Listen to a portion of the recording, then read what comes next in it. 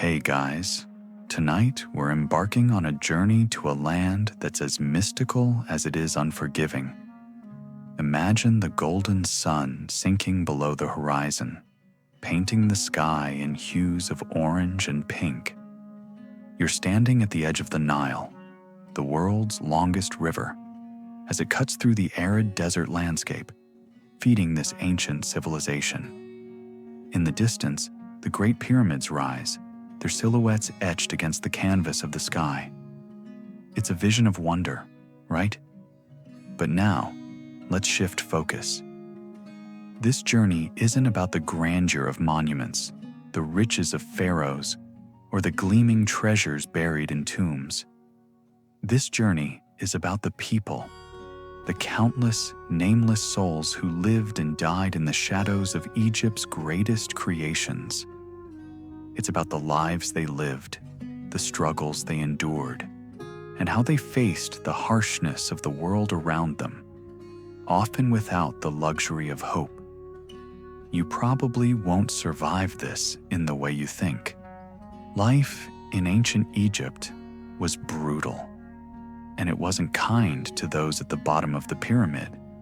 Sure, the pharaohs lived in golden palaces, but for the common folk, it was a different reality.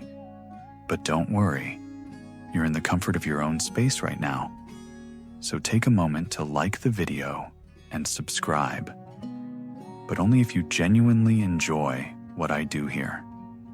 Where are you from? What time is it where you're listening?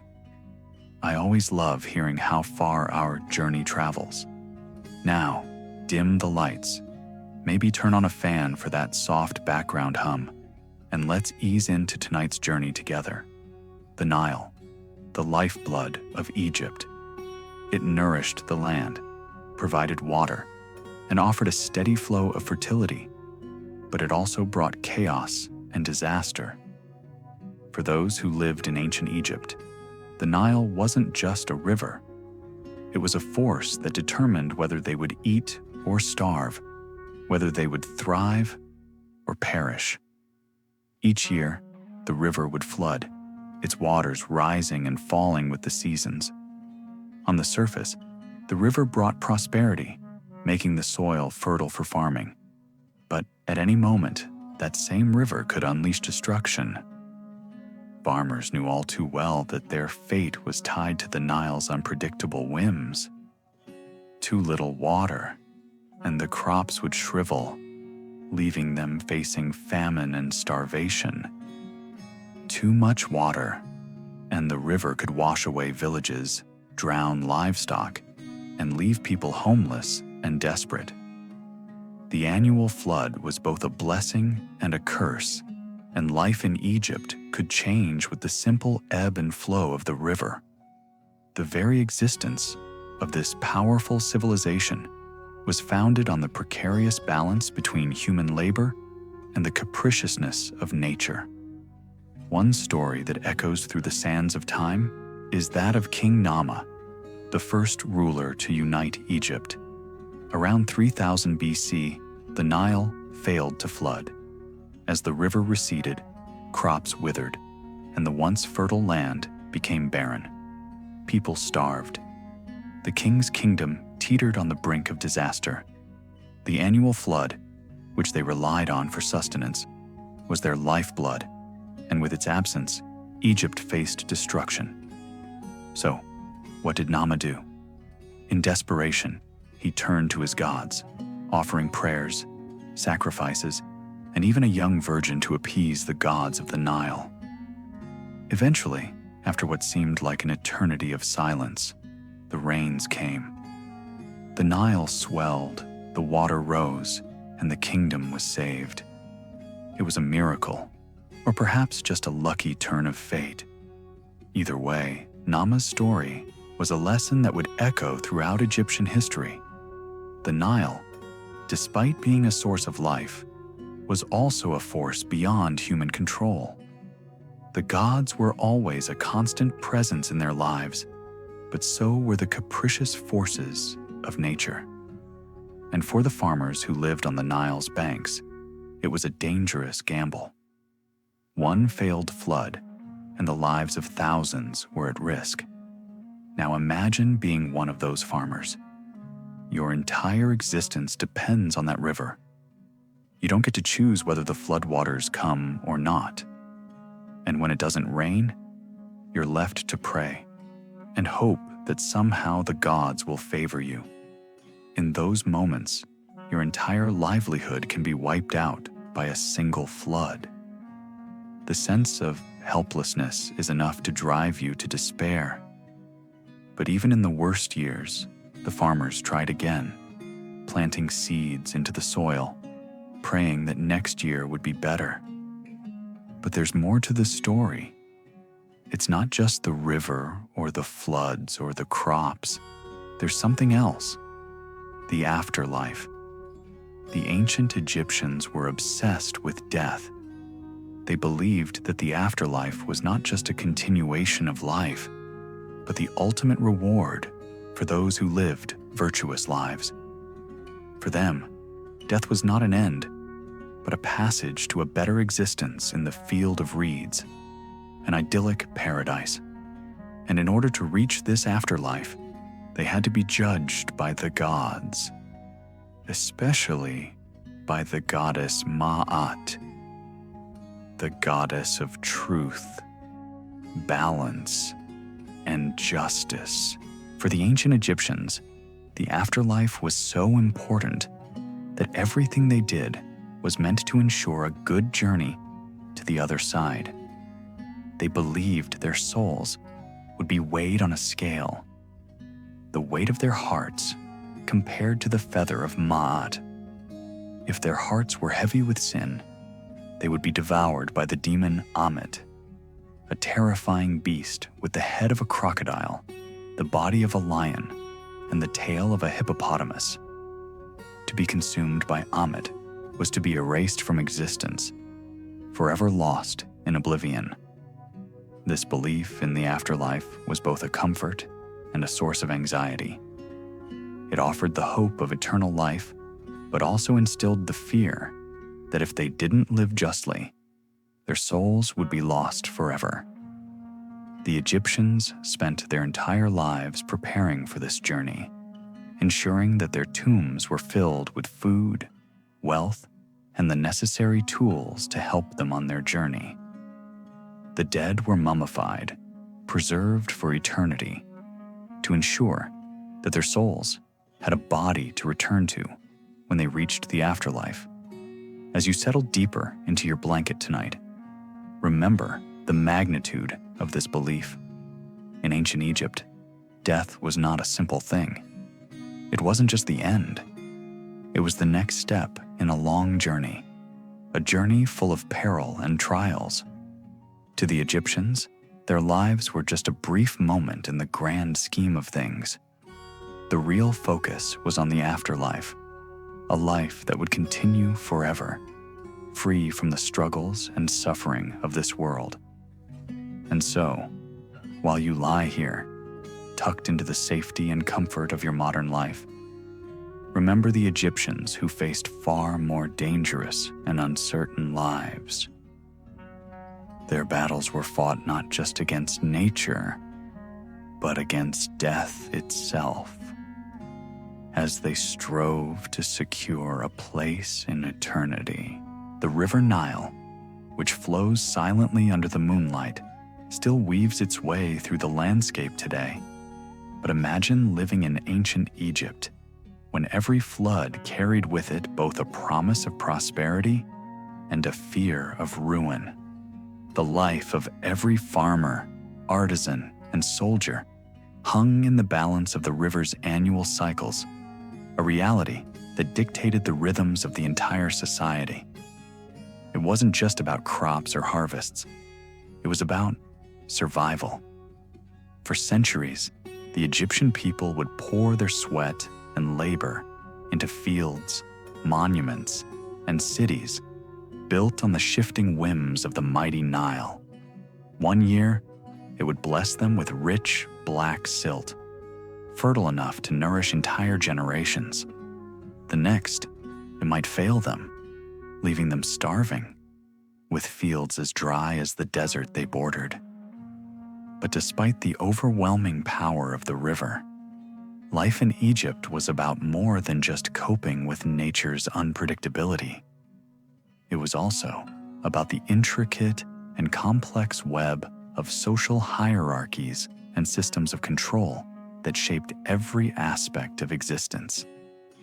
The world of ancient Egypt was divided sharply, with power concentrated at the very top in the hands of the pharaoh and his elite, and an oppressed mass of peasants, slaves, and laborers toiling for their survival.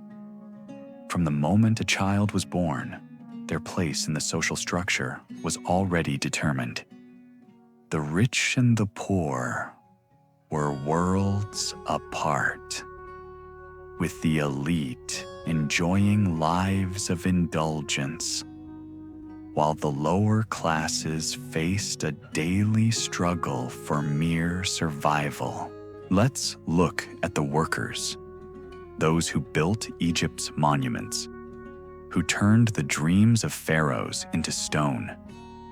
It's easy to imagine the grandeur of the Great Pyramids, the most famous testament to Egypt's architectural genius, rising high into the desert sky. But as awe-inspiring as these colossal structures are, they were made possible only through immense human suffering. The Great Pyramid of Giza, the largest of them all, was constructed over a period of 20 years and required an estimated 20,000 to 40,000 workers. Imagine that scale. Those workers weren't just pushing blocks. They were working in the heat of the desert sun, hauling massive stones with little more than simple tools. The physical toll on their bodies was devastating. Workers lived in camps near the pyramids, and their remains tell the story of the harsh conditions they faced. Excavations of these workers' cemeteries reveal evidence of arthritis, herniated discs, and broken bones, clear signs of the years of labor they endured. Some died from exhaustion or accidents on the job, and their bodies were hastily buried in shallow graves, discarded like tools no longer needed. Even the so-called lucky workers, those who were not slaves but still conscripted by the state, had little choice. They worked from dawn to dusk, their lives controlled by the whims of the pharaoh and the demands of the state. You probably won't be surprised to learn that for many of these workers, life expectancy was shockingly short. The bones of those who died on the job show evidence of a life spent in constant pain, from repetitive stress injuries to diseases caused by unsanitary conditions. The very act of building the pyramids became a death sentence for countless laborers. And while the pharaohs enjoyed their opulent lives in the shadow of these massive structures, the laborers who built them were left to suffer. It's staggering to think that such monumental achievements were built at such an immense cost in human lives. Now, while many of the workers were at least afforded the luxury of living in these camps, many others found themselves trapped in a more permanent, dehumanizing servitude. Slaves, often captured in military campaigns or born into bondage, faced the harshest conditions of all. Unlike the peasants who could hope for a slightly better life, slaves were the property of their masters, their lives expendable. They were sent to labor in the royal quarries, mines, and fields, and their existence was one of constant fear and exhaustion. Let's talk about the forced labor in the mines. Picture yourself under the scorching sun, working in the gold mines of Bir Fawahir. This is one of the most infamous sites of forced labor in ancient Egypt. The conditions were nightmarish.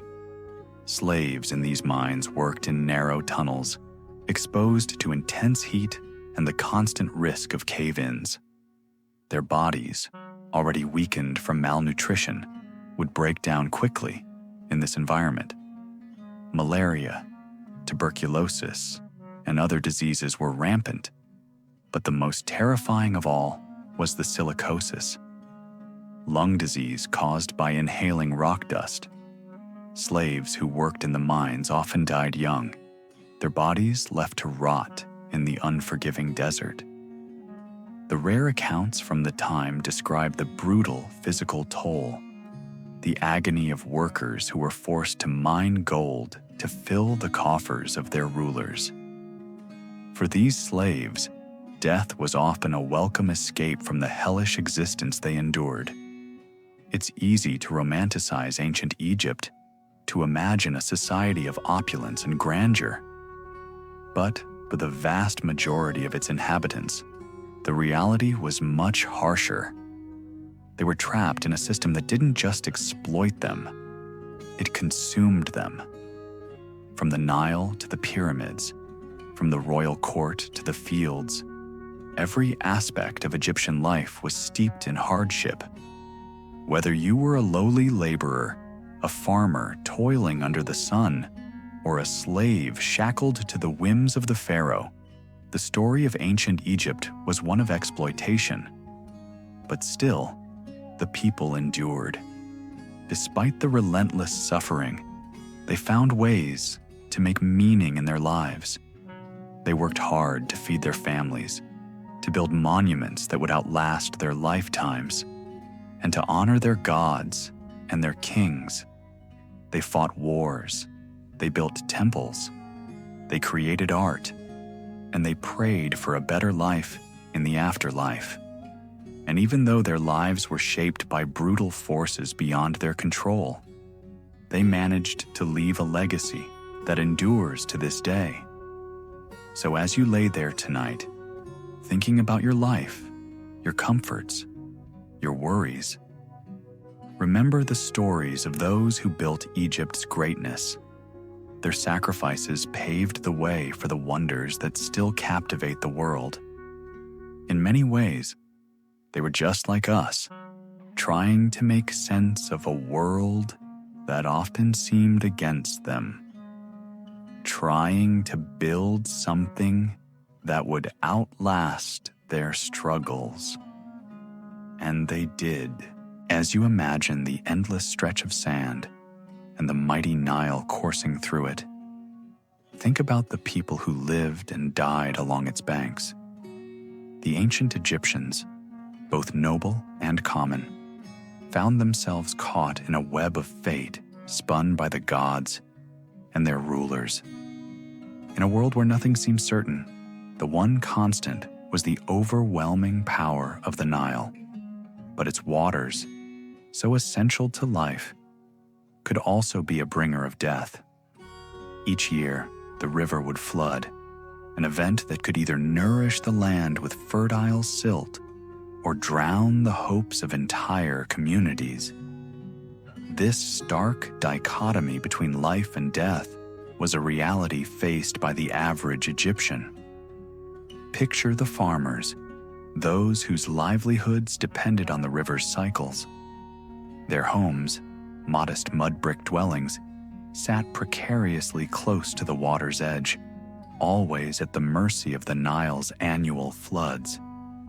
The farmers watched the river rise and fall, hoping for a good flood, one that would blanket the land in a thick layer of rich black soil, perfect for planting wheat, barley, and other crops. But when the Nile failed them, when it didn't flood enough, crops would wither, and famine would take hold. Even more dangerous was the flood's power when it swelled too high. The rising water would flood entire villages, destroy homes, wash away crops, and cause massive loss of life. You can imagine the helplessness that must have gripped these people, watching their fields disappear under murky water, praying for mercy from the gods, but knowing there was nothing they could do. And even though the floodwaters could be destructive, The farmers could never afford to relax. The river's cycles were both a blessing and a curse, and they lived with this knowledge every day. But while the Nile was both a source of life and a threat, it was not the only danger the Egyptians faced. Consider the social structure that shaped their lives. It was one of the most rigid hierarchies in the ancient world, where power, wealth, and privilege were concentrated in the hands of the pharaoh and his court. At the very top was the king, regarded as a god on earth, whose every command was absolute. Below him was the nobility, the priests, and the scribes, the powerful few who lived lives of luxury. And then, far beneath them, were the farmers, the laborers, the peasants, and the slaves, toiling in the fields and on construction sites to keep the economy running. For the majority of Egyptians, life was a daily struggle against poverty and hunger.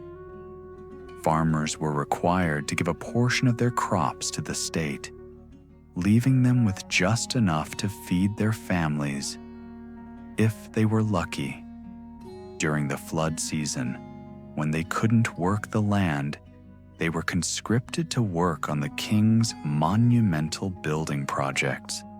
Can you imagine working for months on end under the scorching sun, hauling massive stones and laboring to build the colossal pyramids, temples, and monuments that would honor the gods? These workers, peasants, farmers, artisans, and slaves, were the true backbone of Egyptian civilization. Yet their lives were marked by hardship, exhaustion, and the constant threat of punishment. The pyramids themselves stand as towering reminders of this brutal reality.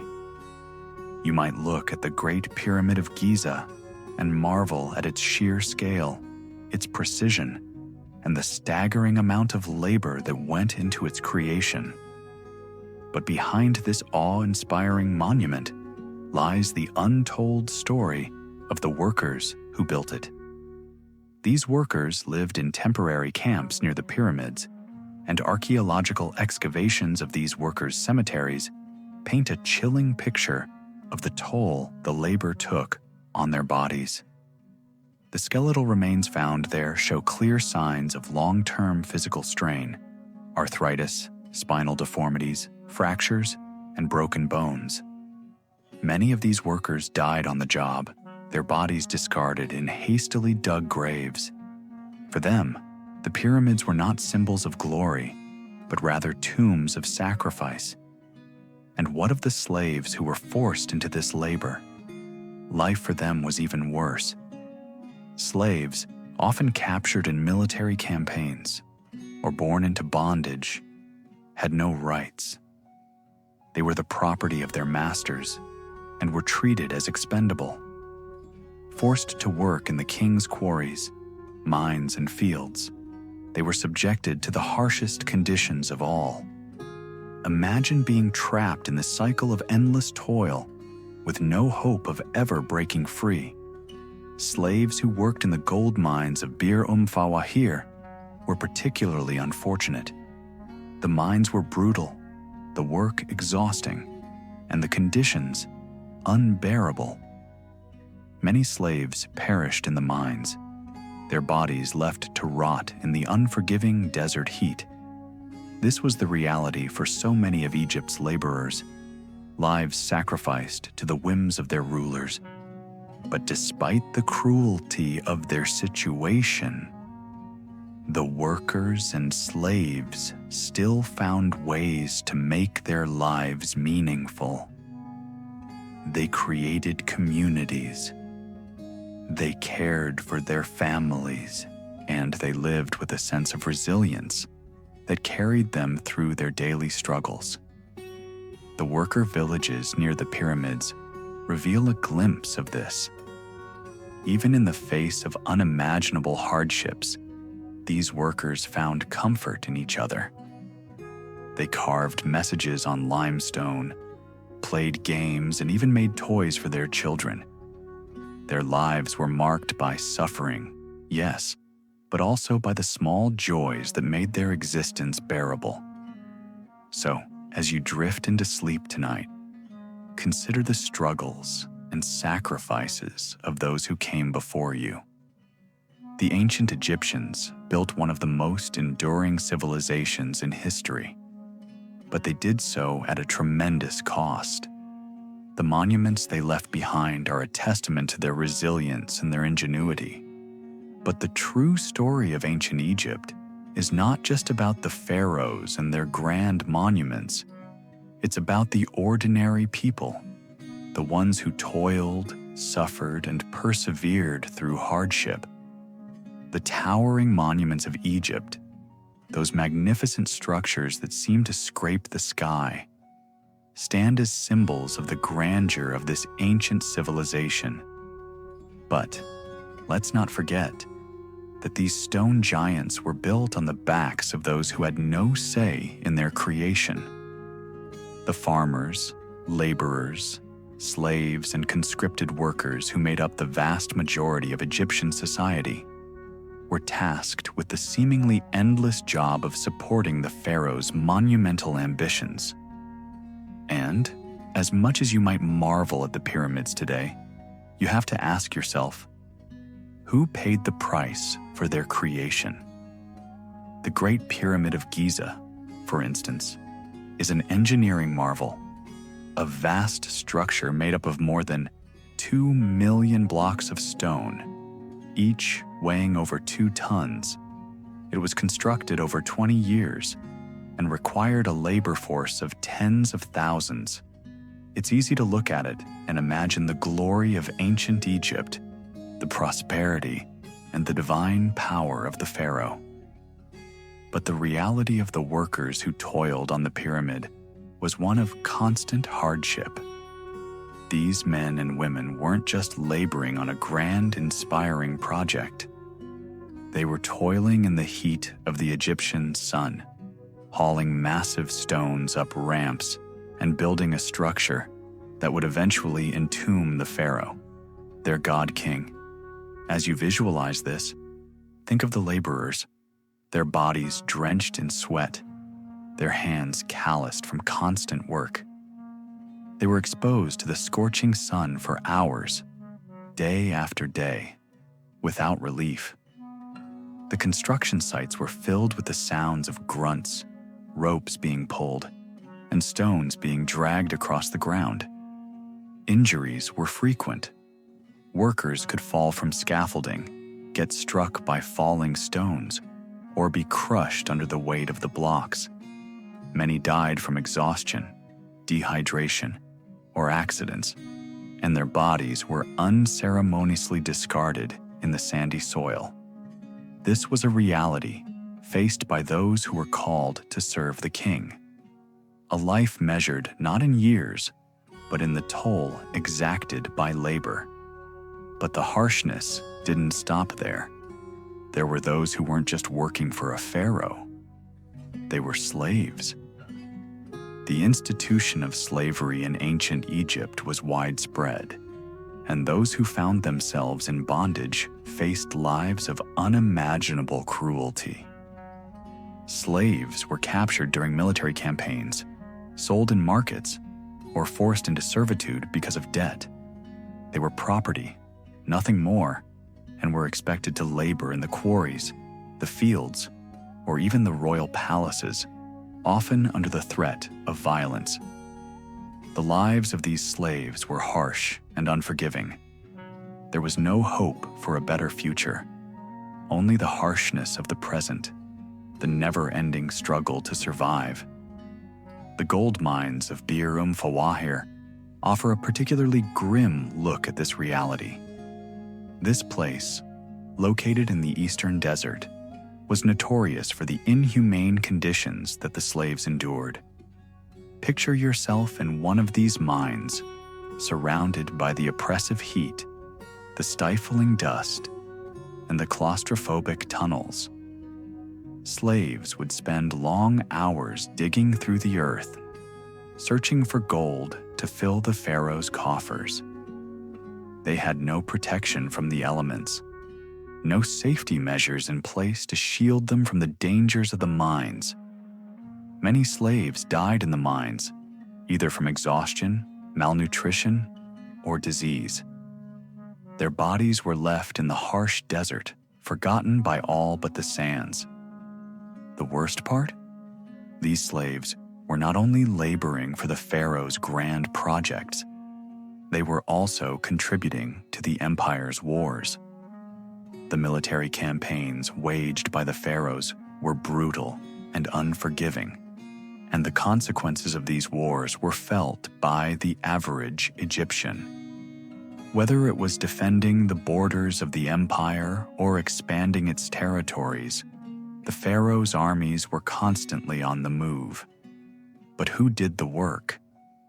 The same laborers who built the pyramids, who tilled the soil, who served as slaves to the gods. They marched off to battle, leaving behind their families, their homes, and their livelihoods. They fought to protect a kingdom that often treated them as nothing more than expendable resources. And yet, even though they were fighting for the very survival of the empire, their lives were still considered less valuable than those of the pharaohs and the elite. Let's look at the military campaigns of Thutmose III, one of Egypt's greatest warrior pharaohs. In the 15th century BC, Thutmose III led 17 campaigns, conquering territories in Syria, Palestine, and Nubia. His most famous victory was the Battle of Megiddo in 1457 BC, where his forces faced a massive Canaanite coalition. The battle was brutal, with hundreds of soldiers falling in a single day. But this wasn't just a matter of glory for the pharaoh. It was a matter of life and death for the soldiers who fought. Many of them, you can imagine, were conscripted peasants, forced to march into battle with little more than a spear and the promise of a king's reward. And even if they survived the battle, the aftermath was just as harsh. The soldiers faced the dangers of starvation, disease, and constant warfare. It wasn't just about fighting, it was about surviving. What's more, the spoils of war were not for the common soldier. The captured cities, the treasure, the tribute, all of it went to the pharaoh and his court. The men who fought for these riches would be lucky if they received a fraction of the rewards. Their lives were consumed in service to the king, their bodies broken and discarded in the wake of battle. But perhaps even more unsettling is the fact that the majority of these soldiers, like the workers on the pyramids, never had a choice. They were drafted into the service of the state, pressed into service by their rulers, with no say in the matter. For them, the battle was just another form of labor, a labor that could very well cost them their lives. But despite this grim reality, the ancient Egyptians carried on. Even in the face of such hardship, they persevered. They found ways to make meaning out of their struggle. They built great monuments. They created art. They prayed to their gods. And they lived their lives as best as they could. In the end, the legacy of ancient Egypt is not just about the pharaohs and their grand achievements. It's about the resilience of the people who endured the hardships of life, who faced death, poverty, and oppression, and who still managed to leave behind a civilization that continues to captivate the world. So as you rest your head tonight, think about the Egyptians, both the famous and the forgotten. Think about those who built the pyramids, those who fought in the king's armies, and those who lived in the shadow of the gods. Their stories often untold, still echo in the sands of time. Their sacrifices, their struggles, and their resilience have left us with a civilization that continues to inspire awe. And perhaps, in some small way, their legacy lives on in us as we face our own challenges and fight our own battles, in whatever form they may take. Imagine standing before the towering structures of ancient Egypt. The Great Pyramid of Giza rises high above, a monumental testament to the pharaoh's ambition and the labor of thousands of workers. The air is hot, the sun relentless. You can feel the grit of the desert beneath your feet, the dust swirling in the air. And as you look up at the pyramid, you realize that while it seems to defy time itself, it was, in fact, built on a foundation of suffering and sacrifice. The pyramids, those magnificent stone giants, were not just the product of advanced engineering and divine inspiration. They were the result of a rigid, hierarchical society in which the lives of the common people were expendable. Thousands of men, women, and children worked on the construction sites, enduring unimaginable hardships. The work was grueling, the hours long, and the risks were constant. But even as these monumental structures rose, the true cost of their creation was hidden beneath the shining surface. For the vast majority of Egyptians, life was one of constant struggle. The forced labor used to construct the pyramids was not just a matter of conscription, it was a brutal system of control. Farmers, artisans, and even slaves were rounded up to work on the grand projects of the pharaoh. Their labor, often under duress, was the backbone of Egypt's architectural wonders.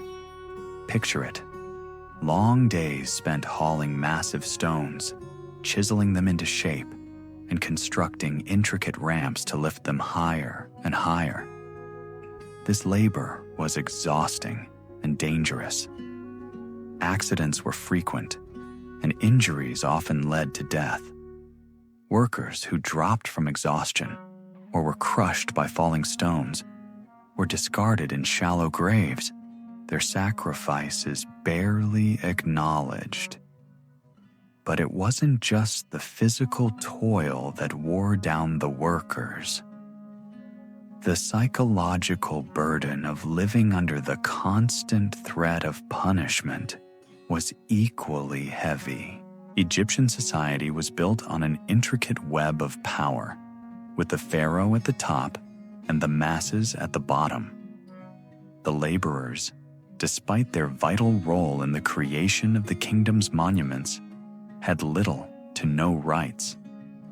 They were subject to harsh overseers, whose sole purpose was to ensure that the work was completed, no matter the human cost.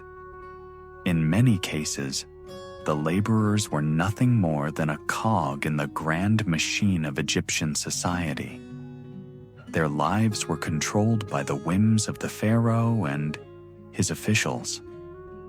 They had little say in their fate, whether it was being conscripted to build a pyramid or to fight in a war. If they fell ill or were injured on the job, they were discarded as easily as the bricks they carried. And if they were caught trying to escape the hard labor or the oppression of their daily lives, punishment was swift and severe. Slaves who tried to flee were often executed as an example to others. Punishments ranged from cruel beatings to public executions. Even if they survived the brutality, the laborers had no means of improving their station in life. There was no hope for upward mobility, no chance for change. The reality of life for a common laborer in ancient Egypt was stark. A constant cycle of hard work, long hours, and the ever-present threat of punishment. But even within this system of cruelty and oppression, there were moments of respite. In the workers' villages surrounding the pyramid construction sites, there was a sense of community. Families lived together in simple mud brick homes, sharing the little they had. In the evenings, they gathered to eat, to talk, and to find solace in each other's company. Even in the harshest of conditions, the workers managed to carve out a small sense of dignity and humanity. You might wonder then how these workers continued on day after day, building the massive pyramids that still stand as symbols of Egypt's grandeur. The answer lies in their resilience. Despite the constant threat of death, the physical strain of their labor, and the emotional toll of living under constant surveillance, they found a way to endure.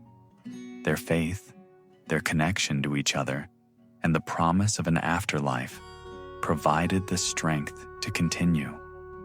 But even in death, these workers were not forgotten. The graves of these laborers, discovered by archaeologists in the workers' cemetery near the pyramids, reveal the humanity that survived in the face of such hardship. These workers, though often nameless and faceless, were buried with care, with small offerings left for their journey into the afterlife. It's a poignant reminder that despite the brutal conditions they faced, the laborers who built the pyramids had families, they had hopes, and they had dreams. Their work was not in vain. It was a testament to the strength of the human spirit. And what about the lives of the pharaohs, those at the top of Egypt's social pyramid? Their lives were, in many ways, a world apart from those of the workers. The pharaohs, revered as living gods, lived in palaces surrounded by luxury and abundance. They were waited on by servants, protected by guards, and served by a court of nobles and priests. But even for the pharaohs, life was not without its challenges. The pressure to maintain power, to protect the empire, and to fulfill the divine mandate was immense. Even the greatest of pharaohs, like Thutmose III, faced threats from within and from outside their kingdom. The luxury of royal life was often tempered by the harsh realities of war and the constant struggle for power. Thutmose III, one of the most renowned warrior pharaohs, waged relentless military campaigns to expand Egypt's empire. His military conquests brought wealth and glory to Egypt, but they also exacted a heavy toll on the soldiers who fought in his name. These soldiers, many of whom were conscripted peasants, faced unimaginable hardships as they marched across the desert and fought in distant lands. Their lives were filled with danger, and many never returned home. Those who did often came back broken, physically and mentally scarred by the brutality of warfare. The soldiers who fought for Egypt's glory were not the only ones to suffer. The families of these soldiers, left behind while their loved ones went off to battle, also endured hardship. For many, the constant threat of war meant that their lives were marked by fear and uncertainty. The soldiers who survived the battlefields often returned to find their homes in disarray, their crops ruined by the constant demand for labor, and their families struggling to get by. Yet, despite the constant suffering, the Egyptians endured. The workers, the soldiers, the farmers, the laborers, all of them carried on, driven by a sense of faith, duty, and resilience. Their lives may have been short and brutal, but they left behind a legacy that still resonates today. The pyramids, the temples, the art, and the stories of their lives continue to captivate our imaginations, reminding us of the incredible strength of the human spirit. So, as you close your eyes tonight, think of the lives of those who built the wonders of Egypt. Think of the workers who toiled in the heat of the desert, the soldiers who fought on distant battlefields, and the families who lived in the shadows of the pharaohs. Their struggles, their sacrifices, and their resilience are a testament to the human will to survive, to create, and to endure. Now, imagine standing on the banks of the mighty Nile. The river stretches out before you, its waters glistening in the harsh sunlight. It's easy to see why the Egyptians revered the Nile as their lifeblood. Without it, this civilization would never have thrived. It brought water to their fields, provided transport for trade, and nourished the very existence of Egypt. But even as the Nile brought abundance, it also posed an ever-present threat. The river was both a blessing and a curse, shaping the lives of everyone in ancient Egypt, from the pharaohs to the farmers. Each year, the Nile would flood its banks, an event that was both feared and relied upon. The floods were a natural phenomenon that brought fertile silt, essential for agriculture. The Egyptians had a complex relationship with this cycle.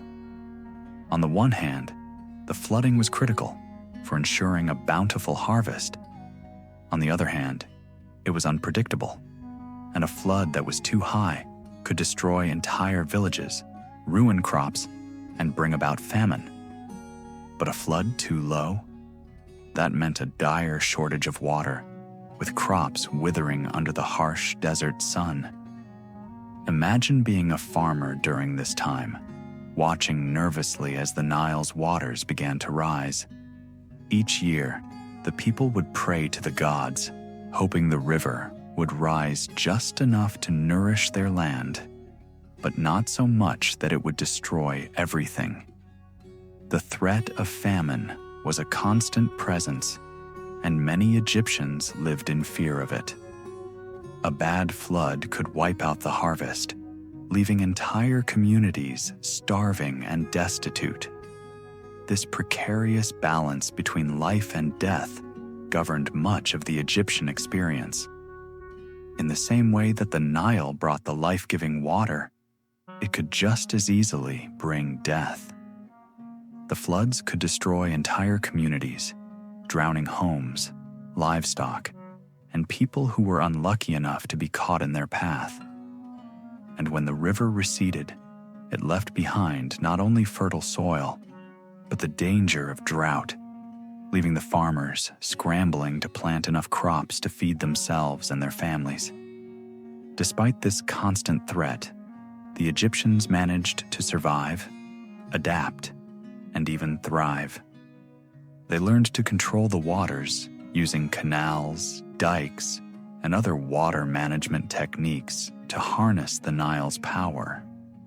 But even with their advanced understanding of the river, the unpredictability of its cycles still had the power to throw them into chaos.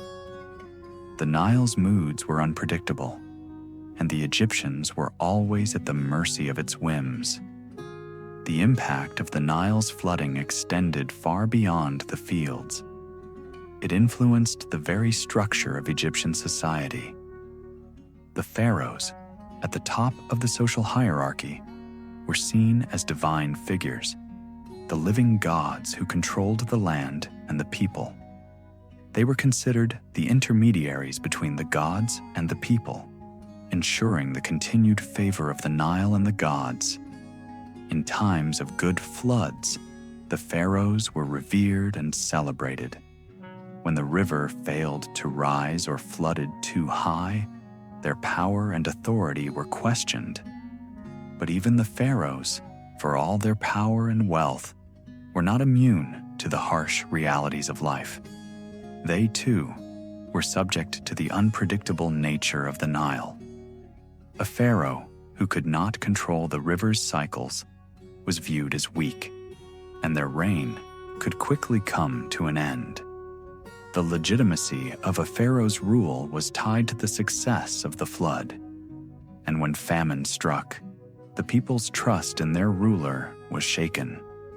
For the common people, life in ancient Egypt was far less glamorous than the images of lavish palaces and opulent tombs we often associate with the civilization. While the pharaohs lived in luxury, the vast majority of Egyptians lived simple, difficult lives. Farmers, craftsmen, and laborers worked tirelessly to meet the demands of the state and the pharaohs. Their homes were small, made of mud brick, and often lacked basic comforts. The peasants were at the mercy of the natural world, and their livelihoods depended on the whims of the Nile. In the face of these challenges, the Egyptians developed a culture deeply intertwined with the river and its cycles. The Nile was not only the physical lifeblood of the land, but also a spiritual and cultural symbol. It was the source of life, but also a reminder of the fragility of existence. The Egyptians built their civilization on the constant tension between life and death, abundance and scarcity, control and chaos. The social hierarchy in Egypt mirrored the structure of the Nile itself. At the top, like the floodwaters of the Nile, were the pharaohs, the living gods. Beneath them were the priests, scribes, and nobles who controlled much of the wealth and power. The peasants, laborers, and slaves were at the bottom, like the muddy waters of the river, essential, but largely invisible. Their lives were shaped by the floodwaters, and their survival depended on their ability to adapt to the changing circumstances. The average Egyptian, like the river, was at the mercy of forces beyond their control. While the pharaohs may have built monumental temples and tombs to commemorate their power, the lives of the workers who built these structures were far more precarious. They toiled in the sun, hauling stones, chiseling bricks, and constructing the great monuments that defined Egypt's grandeur. The workers who built the pyramids and other grand structures were often conscripted to labor for the state, and their lives were dictated by the needs of the pharaohs. The hardships of life in ancient Egypt were not limited to the laborers who worked on the monuments. The social hierarchy ensured that the peasants, too, faced constant struggles. Life was hard, and there was little opportunity for escape. For the majority of Egyptians, survival meant toiling in the fields, paying taxes to the state, and enduring whatever came their way. The rich, like the Nile itself, were often able to weather these challenges, but the poor and powerless were left to struggle. But even in the face of such adversity, the Egyptians found ways to endure. They worked together, relied on their faith, and used their ingenuity to survive. The Egyptian people knew that life was fragile and that the only certainty was death. But they also knew that the struggle for survival was part of the human experience. They built monuments, created art, and wrote stories that would endure long after their deaths. In the end, their resilience and determination allowed them to create one of the most remarkable civilizations the world has ever known. The Nile may have shaped Egypt, but it was the people who built it. The pharaohs may have commanded armies and constructed monumental temples, but it was the workers who toiled in the fields and on the construction sites who truly brought Egypt to life. As you reflect on the story of ancient Egypt, think not just of the grand structures and the famous rulers, but of the ordinary people who endured, who survived, and who contributed to the civilization's greatness. Imagine standing in the scorching heat under the relentless Egyptian sun, with the Nile River stretching endlessly before you. You're not the pharaoh or a noble scribe, but a simple farmer laboring under the weight of the land's demands. The very river that brings life to Egypt, the one that nourishes the crops you depend on, is also the source of your constant anxiety. Each year, you watch the river's unpredictable moods with bated breath, knowing that the fate of your family, your fields, and your livelihood rests entirely on it. The Nile, in all its grandeur and importance, shapes everything. If the floods arrive on time, and with just the right amount of water, your fields will flourish. Wheat, barley, and vegetables will grow, and life will continue, at least for another year. But if the flood is too high, it will wash away your crops, leaving nothing but destruction in its wake. On the other hand, if the Nile is too low, your fields will dry up, and famine will follow.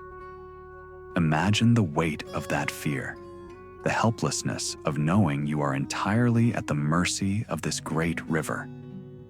While the pharaohs sit in their palaces, sheltered from the turmoil of the common people, your life is far from secure.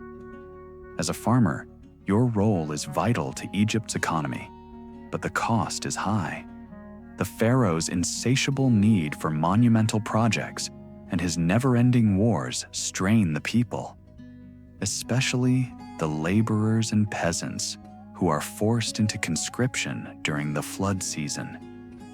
You're no stranger to hard labor, but when you're taken from your land and forced to work on the grand building projects of the pharaoh, it's a different kind of burden.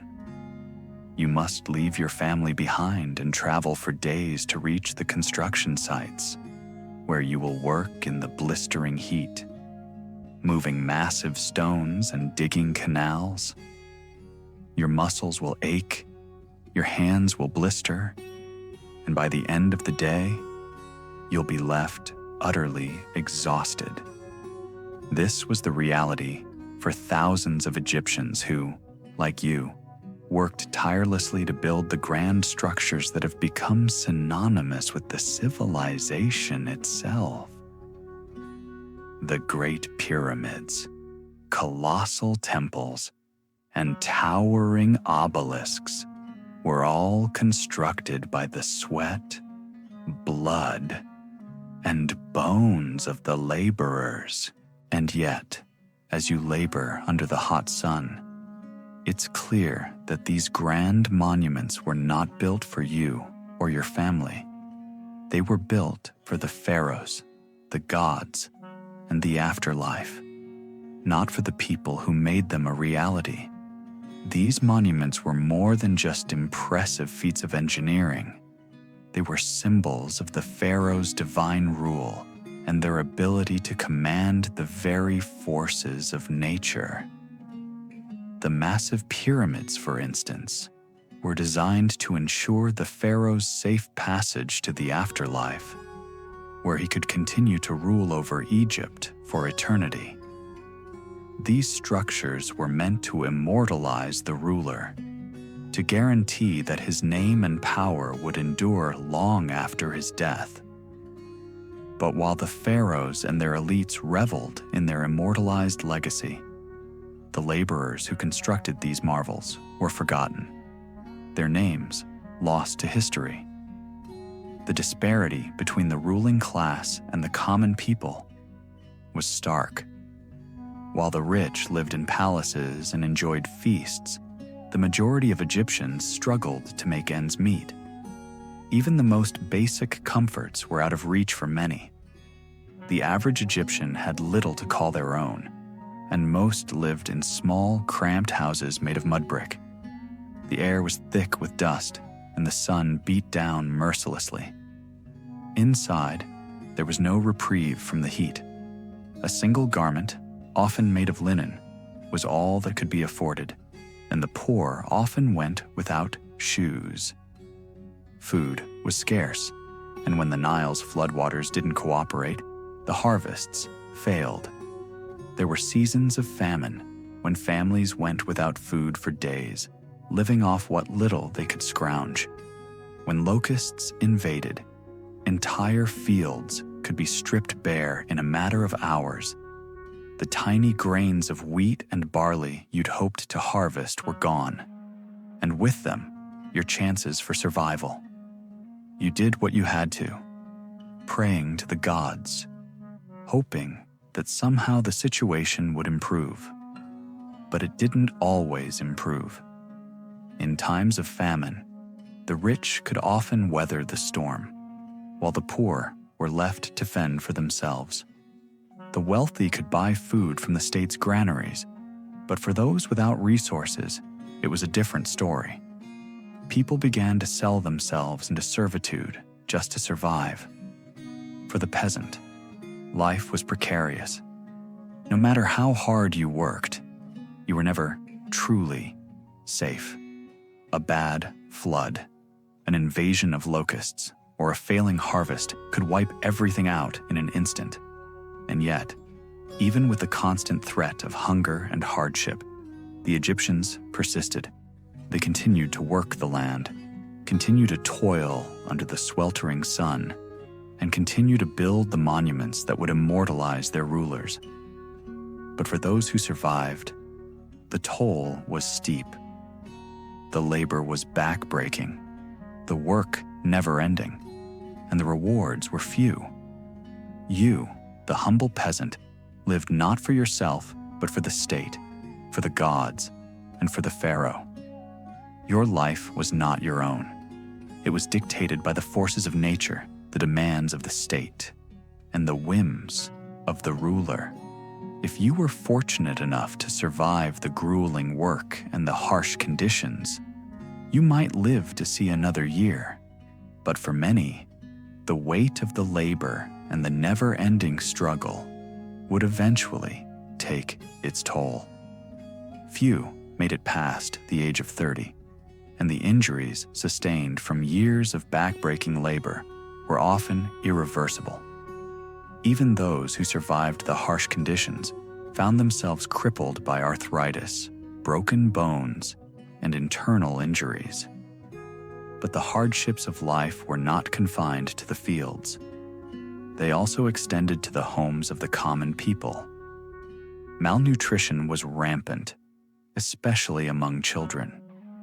The food that could be grown was often insufficient to sustain a growing population, and the limited variety left many with weakened immune systems. The diseases that spread through the crowded and unsanitary villages were deadly. Even a small infection could quickly become life-threatening in a world without antibiotics or modern medical care. Still, even in the face of these hardships, you clung to your faith. The gods were always present, and their protection was something that gave you hope. The Nile, despite its destructive power, was also a source of life. The pharaohs, though they lived in luxury, were believed to be divine, and their rule was considered a reflection of the gods' will. If you could survive the floods, the famine, the disease, and the harsh labor, then you could hope for a better life in the afterlife. For the Egyptians, the afterlife was a central part of their belief system, and they saw it as the ultimate reward for enduring the hardships of this life. But as you toil under the unforgiving sun, the question lingers in your mind: is it worth it? Is the reward in the afterlife worth the suffering you endure in life? For most Egyptians, it was a question they had no choice but to accept. The hardships of life were inevitable, but the promise of immortality in the afterlife was what kept them going. In the end, it was the belief in something greater than themselves that allowed them to persevere.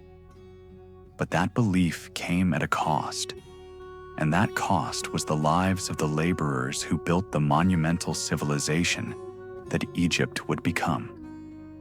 You trudge back to the field, the sun's intensity mercilessly bearing down on you. Each step a reminder of the task ahead.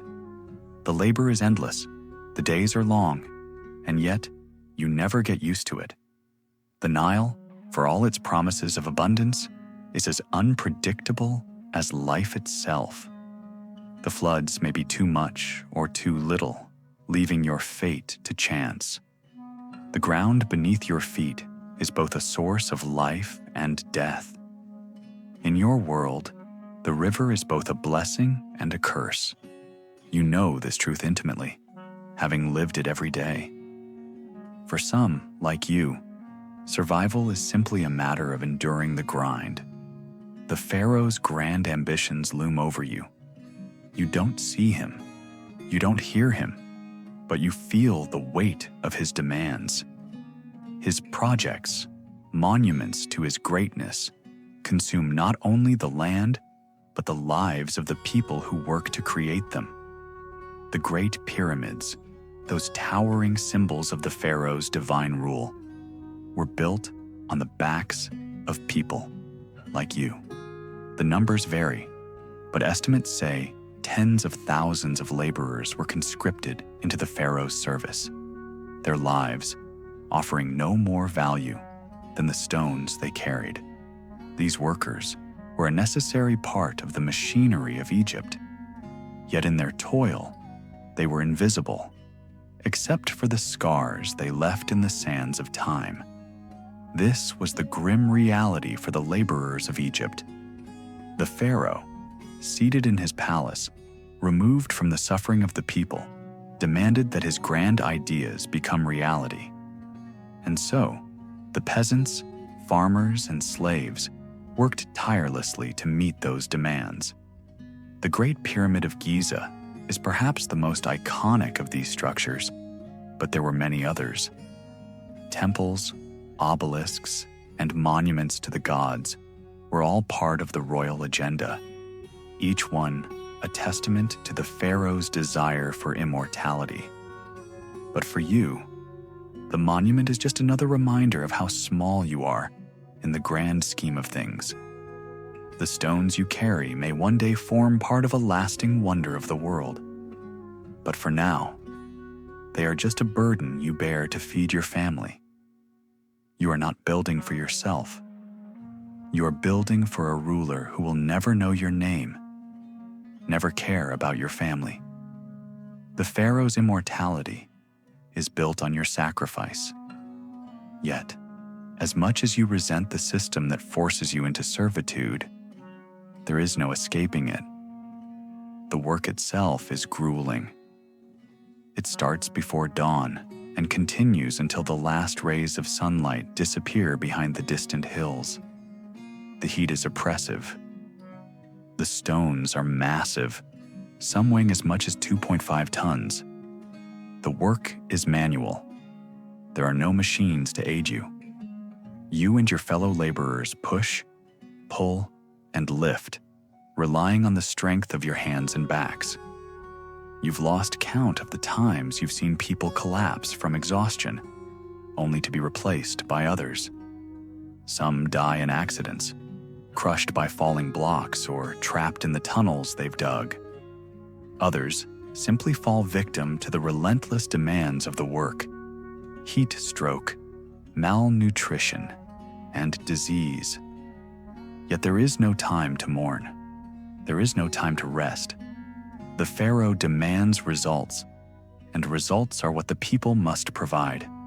The laborers, regardless of their age or health, are expected to continue working until they can no longer move. The final resting places of these workers, many of whom were buried near the pyramids they built, reveal the toll this work took on their bodies. Skeletons show signs of severe arthritis, broken bones, and other injuries caused by the long hours of back-breaking labor. It is a sobering reminder that these people were no different from you. They too struggled and suffered in the hope of providing for their families. In the world of ancient Egypt, there was little room for mercy. A mistake on the work site could mean death. A worker could be struck by a falling block, crushed beneath a stone, or trapped in a collapsed tunnel. The taskmasters, ensuring the pharaoh's will was carried out, wielded whips to keep the laborers in line. There was little regard for life, just the relentless push to complete the monuments that would ensure the pharaoh's legacy. The worst part of it all is that the monuments being built weren't even for you. They weren't for the people who made them a reality. The pyramids were designed to ensure the pharaoh's continued rule in the afterlife. The great works were meant to house the body of the pharaoh, protecting it from the ravages of time. These monumental constructions were not built for the people, but for the gods and the pharaohs who would live on forever. Theirs was a life of glory, while the common people like you remained nameless, faceless laborers. But even as you toil, there's a small flicker of hope, a hope that one day the pharaoh's demands will cease, that someday your hard work will bear fruit. Perhaps it will come with the change of the seasons. Perhaps it will come when you've worked your last day in the sun. But for now, you push forward, pulling the heavy stones and lifting the burdens that weigh you down. You are a part of something greater than yourself. And yet, you know that, like the many others who came before you, you will likely remain forgotten.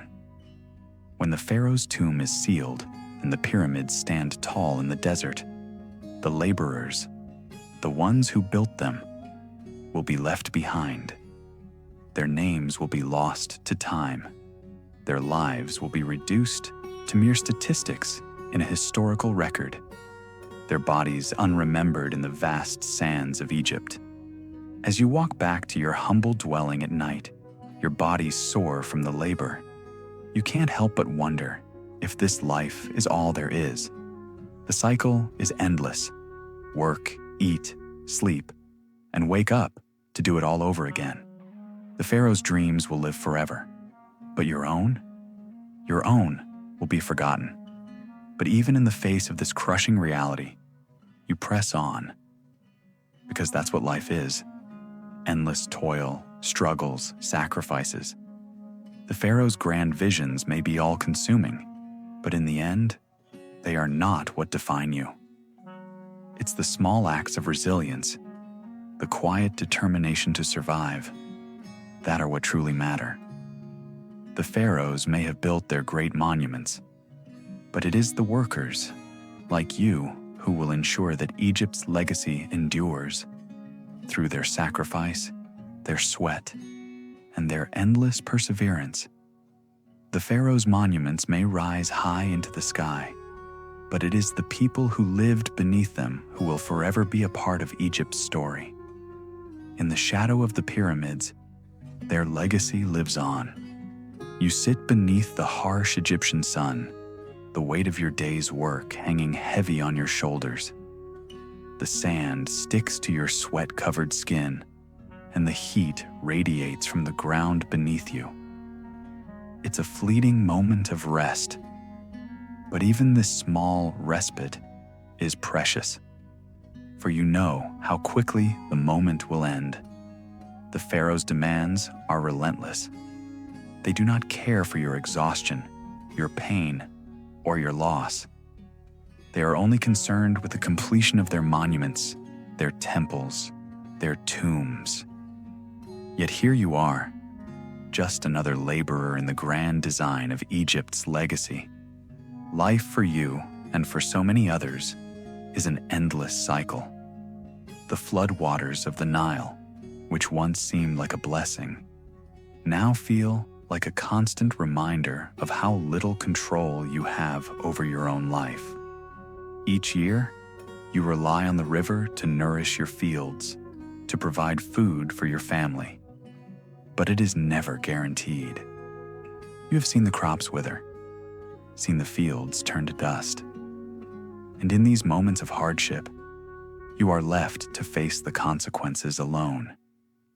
The pharaoh's life continues, filled with lavish banquets and endless leisure, while you work from sunup to sundown, with little more than bread and beer to sustain you.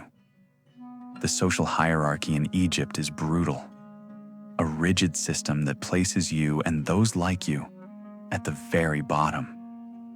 The pharaoh, the living god, sits at the top of this pyramid, surrounded by nobles and priests who control every aspect of life. Beneath them are the scribes and artisans, the workers who carry out the commands of the elite. But it is you, the peasants, the farmers, the laborers, who make Egypt's greatness possible. Yet you are given nothing in return for your efforts except a meager existence. And then there are the slaves, the lowest of the low. Many are prisoners of war, captured from lands far and wide. Others sold into bondage by debtors. They work without rest, without reprieve. Their lives are defined by their subjugation. For them, there is no escape. The pharaoh commands, and they obey. The cruel taskmasters see to it that the slaves perform their duties without question, without hesitation. Their work is grueling, their conditions unimaginable. But the ones who truly suffer are the ones who never see the light of day, those who live in the shadow of the pharaoh's pyramid. The slaves, the peasants, the workers, no matter how much they toil, how much they sacrifice, they are seen as little more than tools in the hands of their rulers. The pharaoh's monument stands as a testament to his grandeur, but beneath the surface lies the suffering of those who built it, those who bled for it. As you walk back to your modest home, exhausted, you are left with little but your thoughts. There is no time for rest, no time for dreams. The next day will bring more work, more labor. The pharaoh's plans are endless, and they require the sacrifice of countless lives. Yet, for all the suffering, there is a strange sense of pride in your heart. You are part of something larger than yourself, part of a civilization that has endured for thousands of years. You think of the monuments that will rise, tall and proud against the desert landscape. The pharaohs may be long gone, but their legacy will live on through these monuments. They will stand as symbols of power, of strength, of the divine rule of the pharaohs. Yet they are also reminders of the cost, the price paid by those who were forced to build them. The laborers, the slaves, the peasants, all of them will be forgotten, their names lost to history, but their work will endure, immortalized in stone. You look out over the Nile, the river that has shaped this land, and you wonder how much longer it will be before the pharaoh's demands swallow you whole. Will you be able to endure this life? Will your children inherit the same fate? Or will they rise above it, escape the grip of the pharaoh's empire? The sun begins to set, casting long shadows over the fields. The heat slowly begins to fade, but the weight of the day lingers. As you settle down for a few hours of rest, your body aching from the day's labor, you can't help but feel the quiet stirrings of hope. Perhaps, just perhaps, your hard work will not be in vain. Perhaps, in the grand scheme of things, you will leave a mark on Egypt that will never be forgotten. But for now, all you can do is rest, knowing that tomorrow will bring more of the same. The river will rise, the pharaoh will command, and you will toil. It is the life of a laborer, the life of a servant, the life of a peasant. and it is the only life you know. The sun rises again, and with it comes the relentless heat that makes every muscle in your body ache before you even begin the day's work. The same harsh sun beats down on the pharaoh, the priests, and the nobles in their grand palaces. Yet there is a stark difference between you and them. They enjoy the fruits of your labor, while you bear the weight of the world's demands with little relief. You are a cog in the massive machine that is Egypt, a machine built on the backs of the many for the glory of the few. And so, you wake up each day to face the same unyielding task, carrying stones, digging canals, planting crops, and hoping that you or your children might one day be granted a different fate. But that hope is as distant as the horizon. The Pharaoh's rule is absolute, and it is unwavering. His decisions shape the course of your life, and whether you rise or fall depends on the whims of the river, the harvest, and the Pharaoh's demands. You, the laborer, the peasant, the slave, none of you have control over your destiny. You are tied to the land, to the seasons, to the river's flood cycle. It is a world of extremes, one that can either lift you to prosperity or crush you under the weight of its expectations. Today, as you stand at the edge of the Nile, you watch the water flow, the same water that sustains you and threatens to destroy you. The river, in its immense power, dictates your survival. Its annual flooding is both a gift and a curse. When it floods too much, it can drown villages, wipe out crops, and leave you with nothing but the muddy remnants of your labor. When it floods too little, the land becomes barren, and famine looms large on the horizon. And so, you pray. You pray to the gods, to the river spirit, to the Pharaoh, hoping that the floods will be kind this year. But even in these desperate prayers, there's a strange sense of resignation. You know that, in the end, the Pharaoh's will is what truly matters. His monuments, his tombs, his temples, all of them are built for his glory. You are just a tool in his vision, a laborer who exists to serve the gods and the kings. And so, you march forward, your steps heavy with the knowledge that your life is not your own. You are working not for yourself, but for something that will outlive you. As the day continues, you toil under the blazing sun, lifting blocks, digging trenches, and watching your sweat mix with the dust of the desert. You are part of something vast and eternal, a civilization that has lasted for thousands of years. But as the years pass, you wonder, how much of this will truly endure? The monuments may last, but the people who built them, who carried the stones and laid the bricks, will be forgotten. Your life and the lives of so many others will never be remembered. Yet you press on, because what else can you do? You think of your family. Your children are growing up in the same world, a world that seems to offer them nothing but hard work and hardship. Will they have a different life, or will they too be trapped by the same cycle? The thought of their future weighs heavily on you. You have no illusions about the world they will inherit. The Pharaoh's rule is unyielding, and the expectations of the gods are absolute. Yet, even in the face of this oppressive system, you hold on to a fragile hope that somehow things will change. Perhaps one day, there will be a way to break free of this cycle.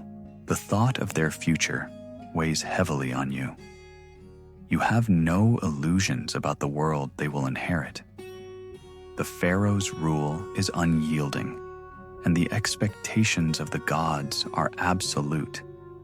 Yet, even in the face of this oppressive system, you hold onto a fragile hope that somehow things will change.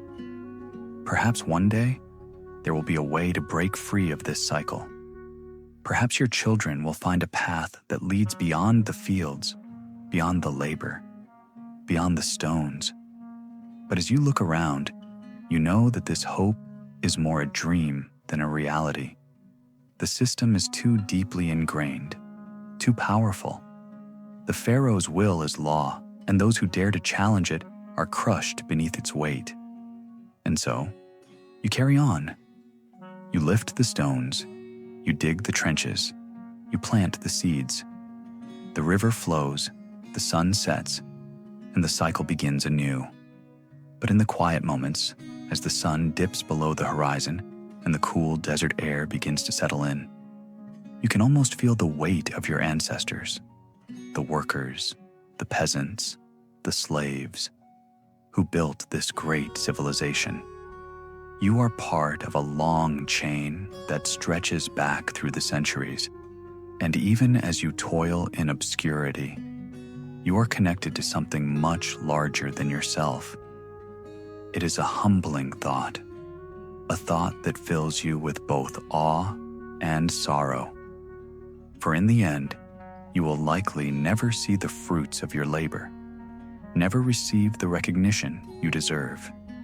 But your work, your sweat, your sacrifice, it will live on. And so, as the stars twinkle in the night sky above, you rest, knowing that tomorrow you will rise again to face another day in the never-ending cycle.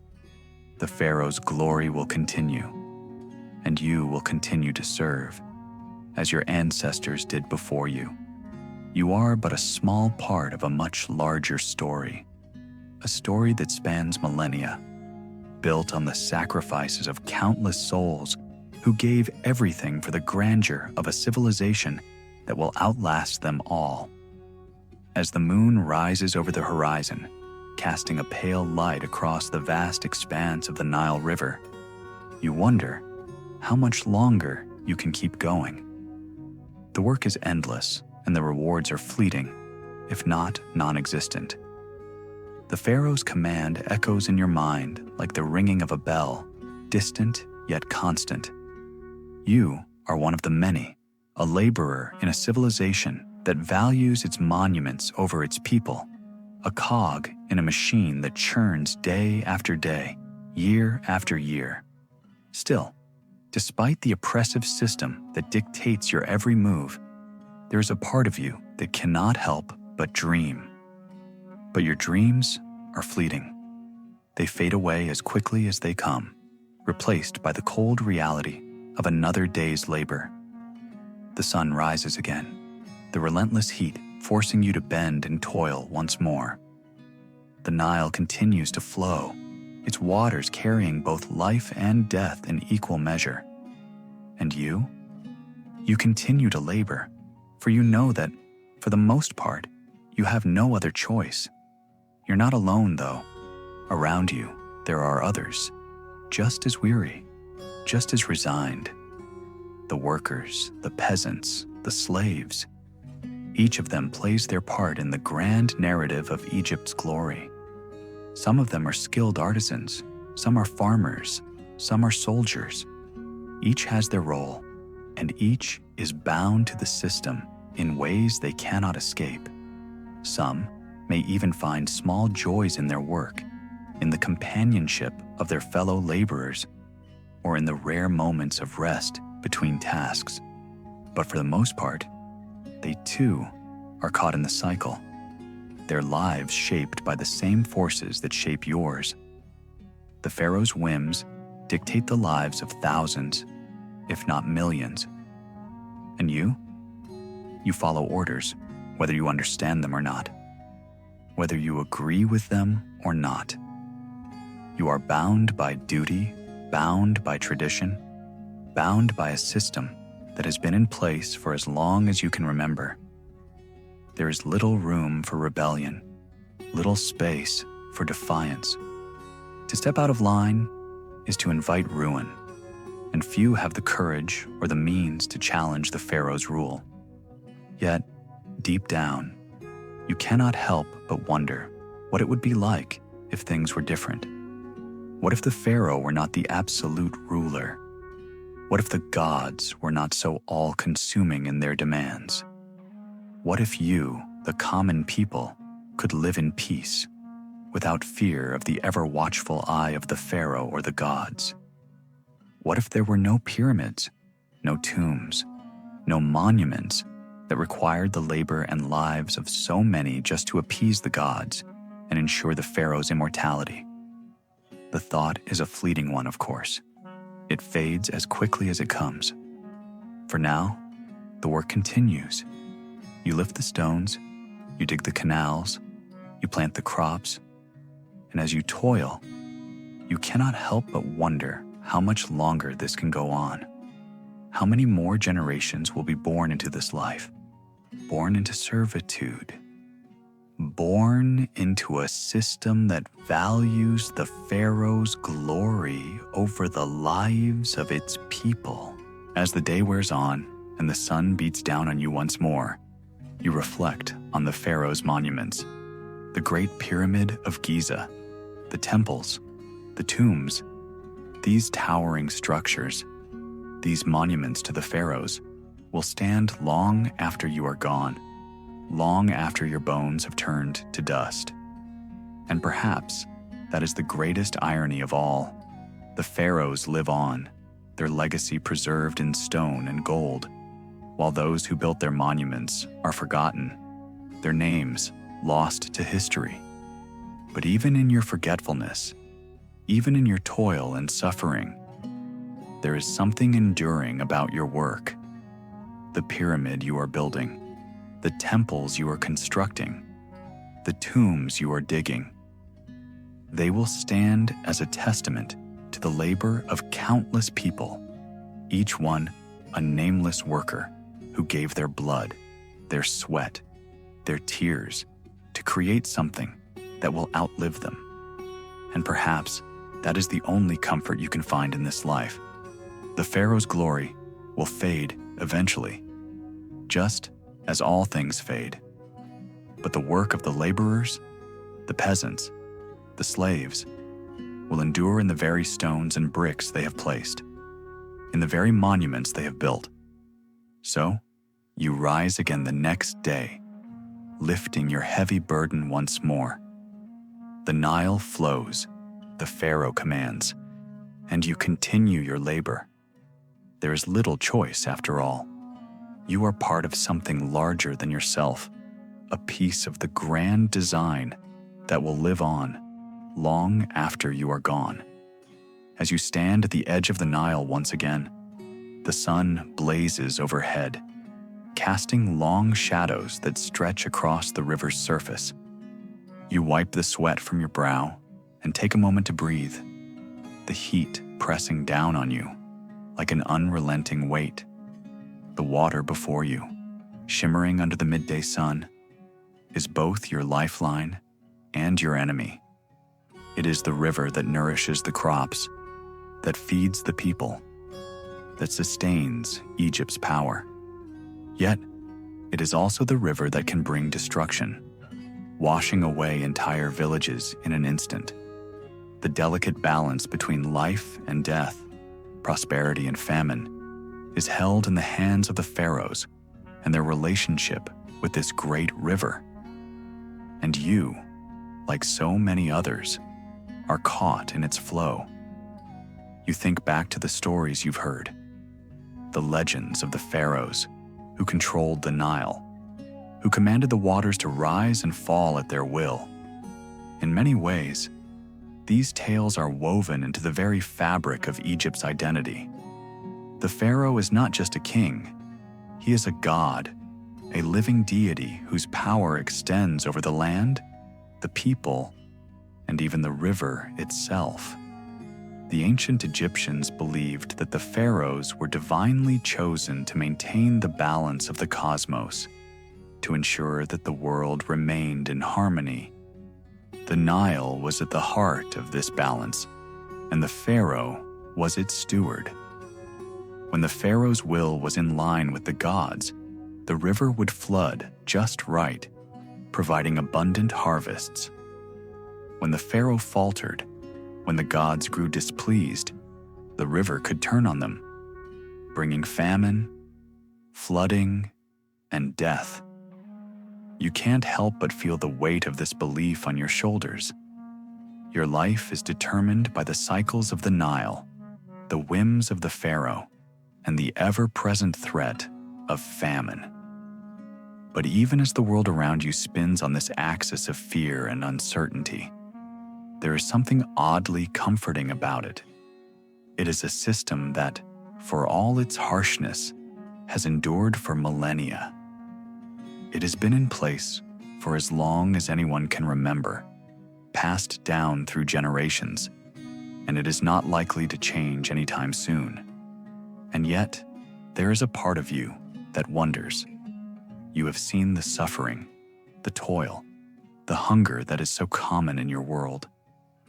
You have witnessed the bodies of the fallen, peasants who die of exhaustion, slaves who perish under the weight of their work, children who succumb to disease. You wonder if it is truly worth it. This endless cycle of life and death, this constant struggle to survive under the Pharaoh's rule. You wonder if there is more to life than the work, the labor, the endless cycle of planting and harvesting, building and dying. But such thoughts are dangerous. To question the Pharaoh, to question the gods, is to invite disaster. There is no room for rebellion, no space for dissent. The consequences of defiance are swift and brutal, a harsh reminder of the power that the pharaohs hold over you. The system is too deeply entrenched, too powerful. You are a part of it, whether you like it or not. And so, you push these thoughts aside, burying them deep within yourself, as you have learned to do over the years. It is not your place to question. It is only your place to serve. As the sun begins to set, you return to your village, the heat of the day finally beginning to ease. The cool evening air brings a sense of relief. But even as you rest, your mind remains restless. You cannot escape the feeling that somehow you are trapped by the river, trapped by the Pharaoh, trapped by the very land you are bound to. The life you lead is one of struggle, of endless work with no reward beyond the promise of another day. And yet, there is something deeply human in this struggle. There is a dignity in the labor, a sense of purpose in the simple act of survival. Your children, too, will one day toil in the fields, dig the canals, and build the monuments that will endure long after their own bodies are dust. It is a legacy that stretches back for thousands of years. And though it is filled with hardship, it is also filled with pride.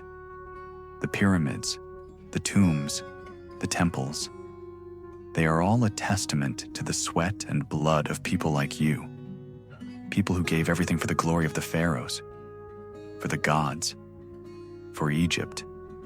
But even as you reflect on the weight of this legacy, there is something else, a quiet thought that lingers in the back of your mind.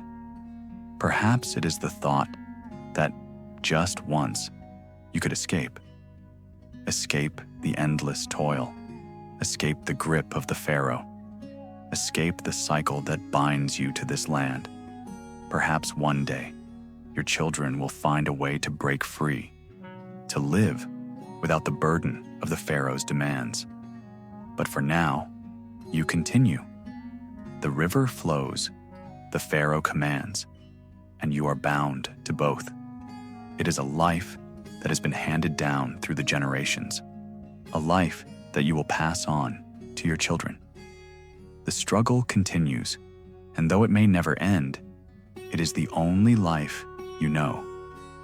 As the years pass, The oppressive sun of Egypt seems to burn more fiercely, and your back continues to ache from the unyielding labor.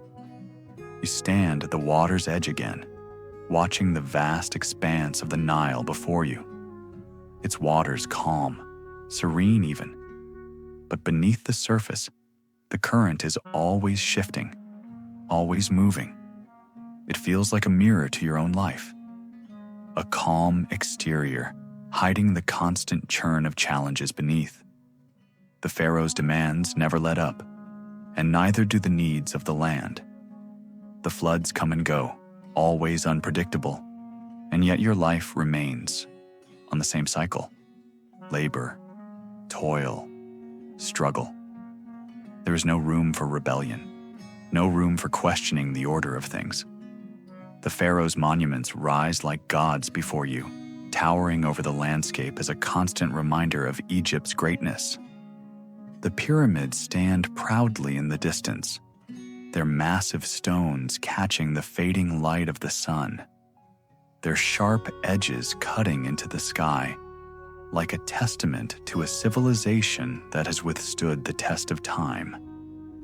But you know, as you walk past them each day, that these towering structures were built on the backs of countless laborers like you.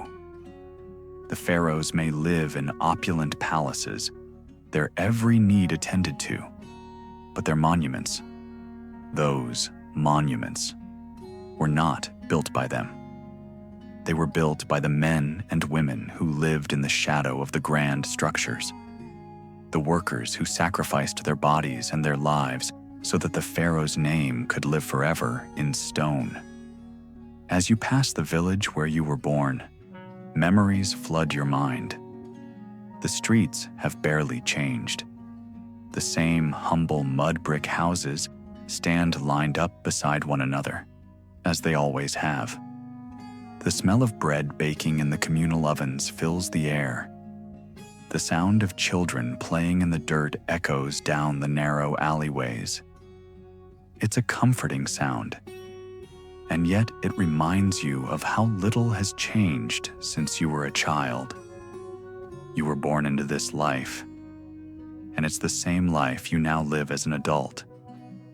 Your children, too, will carry on the same cycle.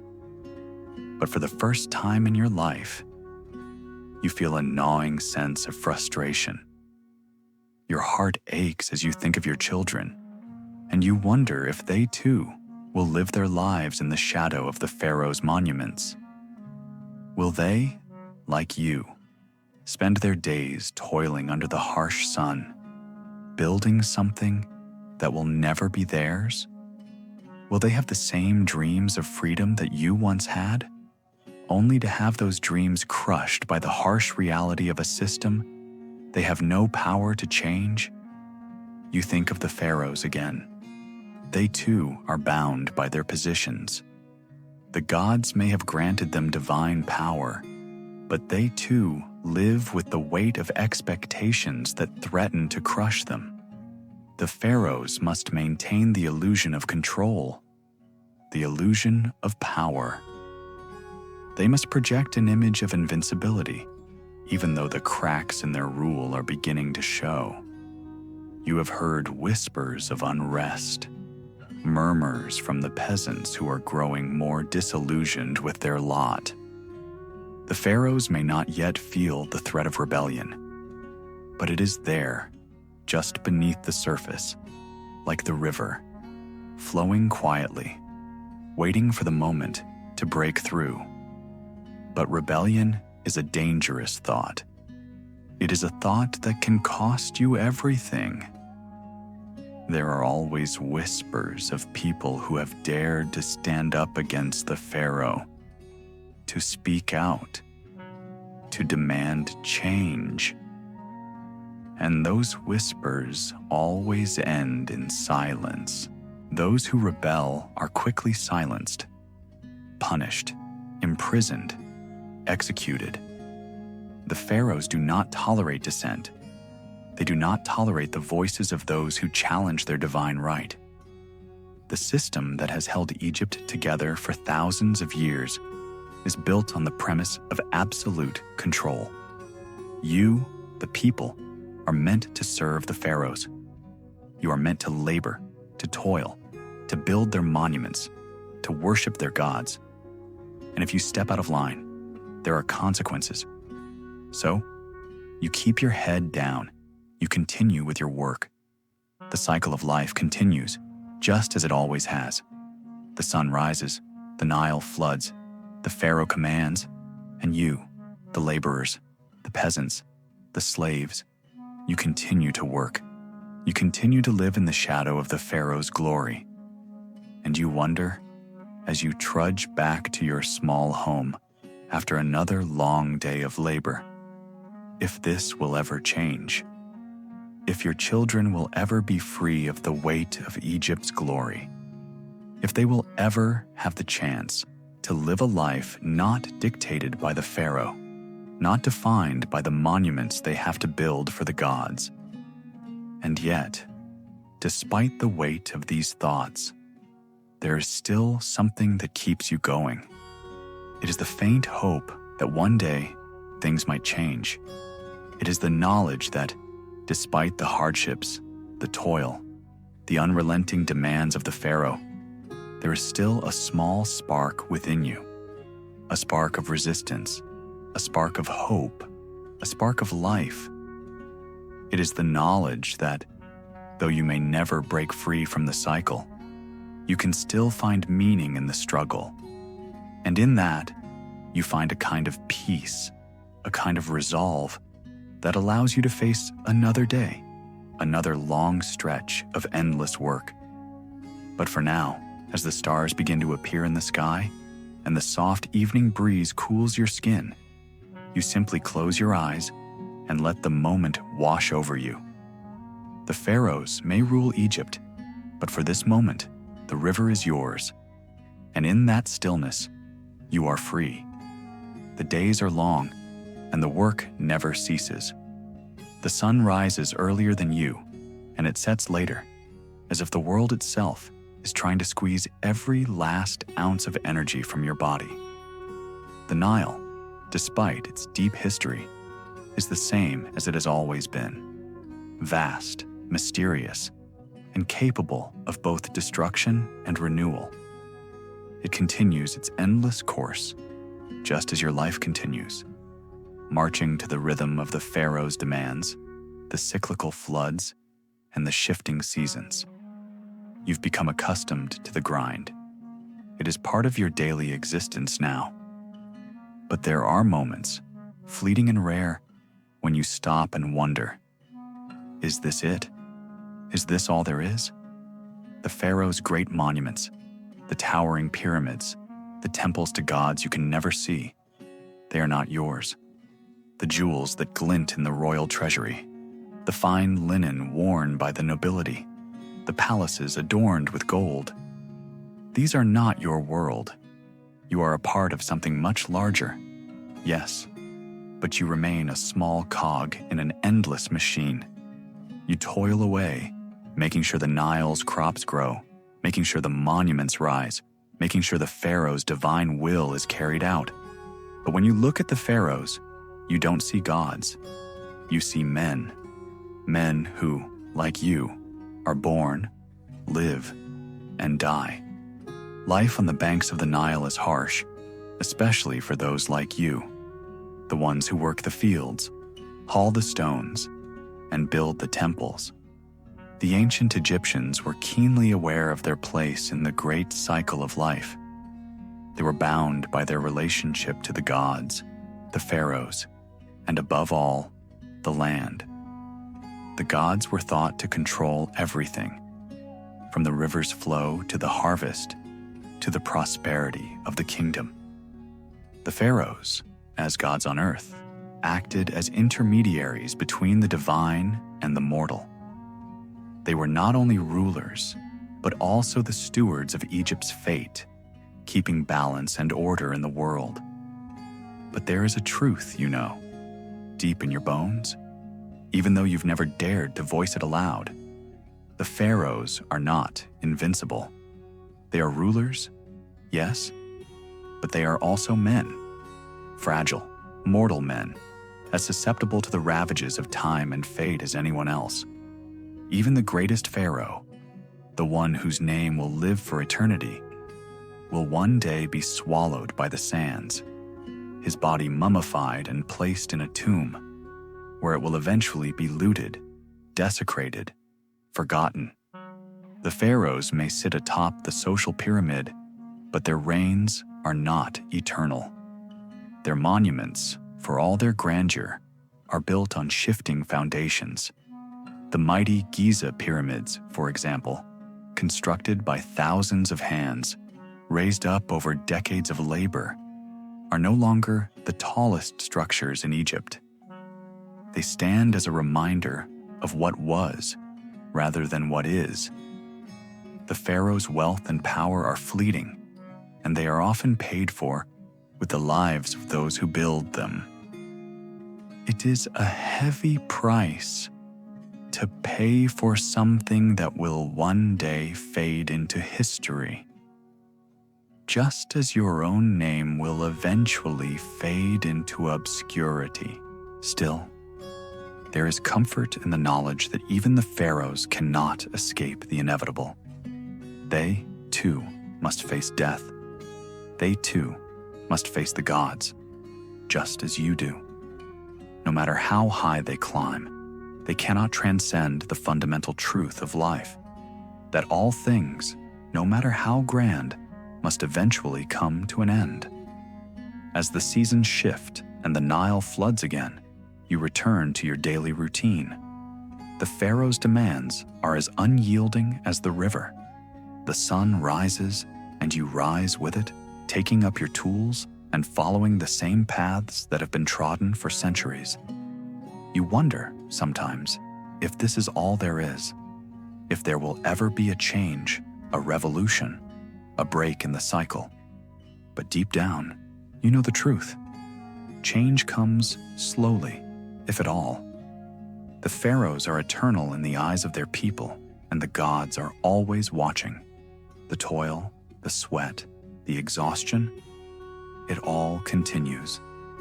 The laborers in the fields work through the day, the stonecutters work through the night, and you find yourself once again staring up at the monument that looms over the landscape, the monument that you and countless others are helping to build. There is something oddly humbling about it.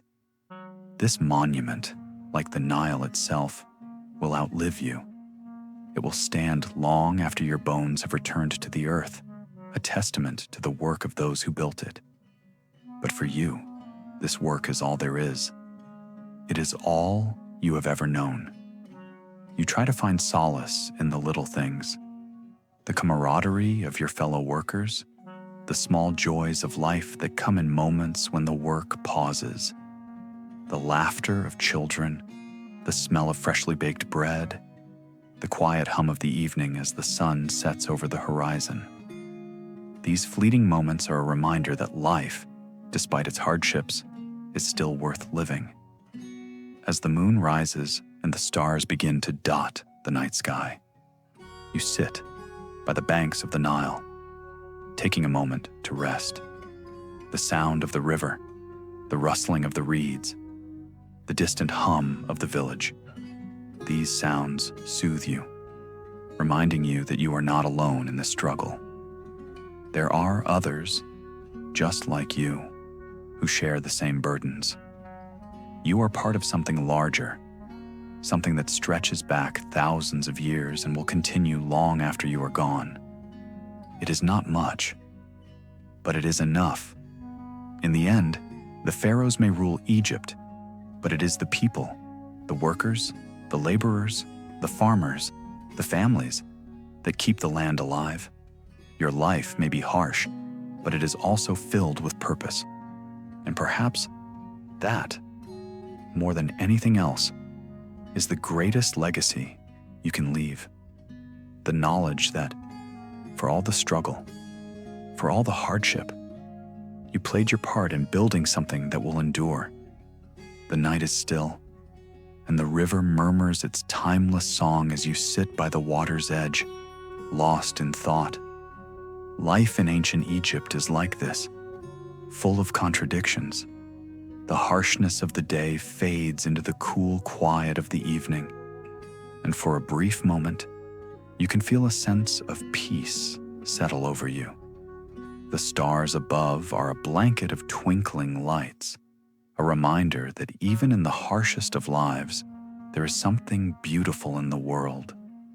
The pharaohs may sit atop the social pyramid, but they too are subject to the same universal truth, the inevitability of change. And you wonder, as you gaze at the eternal sky, whether that change will ever come for you. The cycle of life continues, relentless in its march. The Nile floods each year, bringing both destruction and renewal. You've seen the damage firsthand, crops destroyed, homes swept away in the water's raging path. The pharaohs may send for aid, but it is the common people who feel the brunt of the flood's fury. And yet, each year, the floodwaters return, and with them, hope. You've learned to survive this precarious rhythm. You've learned to accept the flood as part of life, just as you've learned to accept the sunburn on your skin, the aching muscles in your back, and the dust that coats your throat. As a child, you were told stories about the pharaohs, how they were gods, untouchable and all-powerful. But now that you've grown, you see them differently. They are rulers, yes, but they are also men who face the same dangers as the rest of you. The pharaoh may be the living god, but even he cannot escape the whims of the Nile. His reign may be absolute, but his mortality is just as inevitable as your own. He too will one day be swept away by the sands of time, his name whispered only in stories told by the priests who honor his memory. There's a strange comfort in this thought. You are bound by the same cycle as the pharaohs, caught in the same web of labor, struggle, and survival. And yet, in this shared mortality, there is freedom. The pharaoh's power may seem vast, but it is only as long as the monuments he builds. The labor of his people, the sweat of their brows, the sacrifices of their bodies, these are the true foundations of Egypt's greatness. The pharaoh may give the orders, but it is the common folk who make his visions a reality. You've always known this, of course, but it is only now that you truly understand the weight of it. The pharaohs are not immortal. They are not beyond the reach of time. Their monuments, however, will stand for millennia, built on the backs of those like you who endure, who carry the weight of Egypt's greatness. You wonder sometimes what the future will hold. Will these monuments still stand when your children's children walk the earth? Will the pharaohs be remembered as gods, or will they too fade into obscurity, just as their monuments eventually will? As you stand and turn back toward the village, you notice the glow of light from the torches carried by the workers. The rhythm of life goes on, even in the darkest hours. You have work to do. There are fields to tend, bricks to haul, and taxes to be paid. But for a brief moment, you find solace in the quiet, in the stillness, and in the knowledge that you too are a part of something much larger than yourself. You are a part of Egypt. And though your life may not be gilded in gold, though you may never sit upon a throne or wear the finest linens, you are still a part of this land's legacy. You may toil in the shadow of the pharaohs, but it is your sweat, your labor, your life that sustains the kingdom. You are not invisible, though the world may not remember your name. In the end, the true beauty of Egypt lies not in the pharaoh's grandeur, but in the quiet resilience of the people who built it, those who worked the land, who raised their families, who lived and died beneath the shadow of the pyramids. And so, you continue your walk back to the village, the stars above your head and the river at your back. There will be another day tomorrow, another cycle of labor, another chance to build, to contribute, and to survive. You are not alone. There are thousands, millions, just like you, hidden behind the pharaoh's glistening walls, their names lost to history, but their hands shaping the world with every brick they lay, every seed they plant, every stone they carve. The first rays of sunlight break through the horizon, casting a warm glow over the vast land of Egypt. You wake to the sound of the river's steady flow, a familiar rhythm that has guided your life since birth. As the morning fog lifts from the Nile, you rise and stretch, the aches of the previous day still fresh in your body. The day will be long, the work unending. But for now, there's a brief moment of peace, a quiet interlude before the relentless demands of life resume. You grab your tools and head towards the fields. The land is fertile, nourished by the yearly floods of the Nile, but it is also capricious. The river is as unpredictable as the whims of the gods, bringing either abundance or devastation. The pharaoh may decree that crops should grow, but it is the hands of the laborers, like yours, that bring the harvest to fruition. There is no escaping the cycle. Every year the floodwaters come, and every year you pray they will recede in time to give you a chance at a good harvest. Life for most Egyptians is defined by this struggle. Year after year, hoping for the best, preparing for the worst. And while you toil away in the fields, others are working just as hard on the monumental projects that have come to define this great civilization. You can't help but think about the pyramids.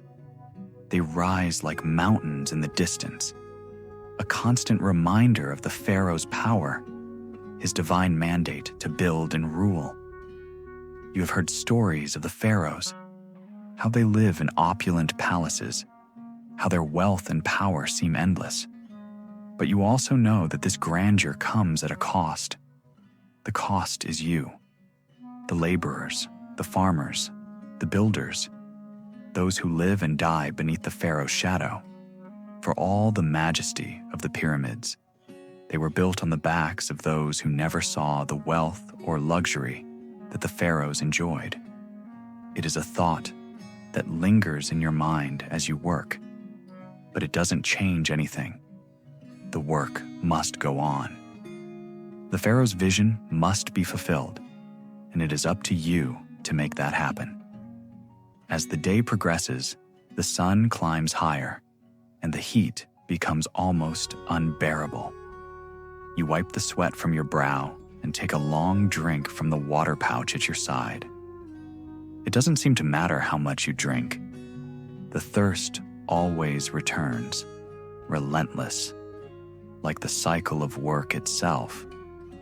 You continue to labor, the repetitive motions of your hands pulling at the earth and planting seeds that may or may not survive the fickle Nile. The work is hard, but you are not alone. Around you, there are dozens, hundreds, even thousands of others, farmers, laborers, craftsmen, all working together to sustain the kingdom. It is a strange thing to be part of such a vast, powerful machine. On the one hand, you are just one person, insignificant in the grand scheme of things. But on the other hand, you are everything. Without your hands, without your labor, none of this would be possible. The pharaoh may be the living god, but it is you who feeds the land, you who carries the stones, you who builds the monuments. You, along with the other workers, are the foundation of Egypt. As the afternoon heat sets in, you stop for a brief respite in the shade of a nearby palm tree. The sweat stings your eyes, and your muscles ache. But there is a sense of satisfaction in the work, even if you never see the fruits of your labor. You are part of something eternal, something that will outlast you. The pyramids, the temples, the statues, they will remain long after your bones have turned to dust, and in some small way that gives you comfort. Your life may be hard, your body may be worn, but your contribution to Egypt's greatness will endure. You glance around at the other workers. Some are older, some are young, but all are united in their toil. There is a camaraderie here, an unspoken bond between those who work together, who share the same burdens. You all know that, no matter how hard the work gets, no matter how brutal the heat, or how harsh the pharaoh's demands, you will keep going. You have no choice. The river rises and falls, the seasons shift, but the work goes on. As the day wears on, you continue your labor, the sun sinking lower in the sky. The sweat dries on your brow, and your hands become calloused from the endless work. But there is no rest for the weary. The pharaoh's demands are endless, and so too are the demands of the land. The Nile must be tamed, the crops must grow, and the monuments must rise. You work on, your body aching, your mind weary, but your spirit unbroken. By the time the sun sets, the day is over, and you return to your humble dwelling, exhausted but grateful for the rest.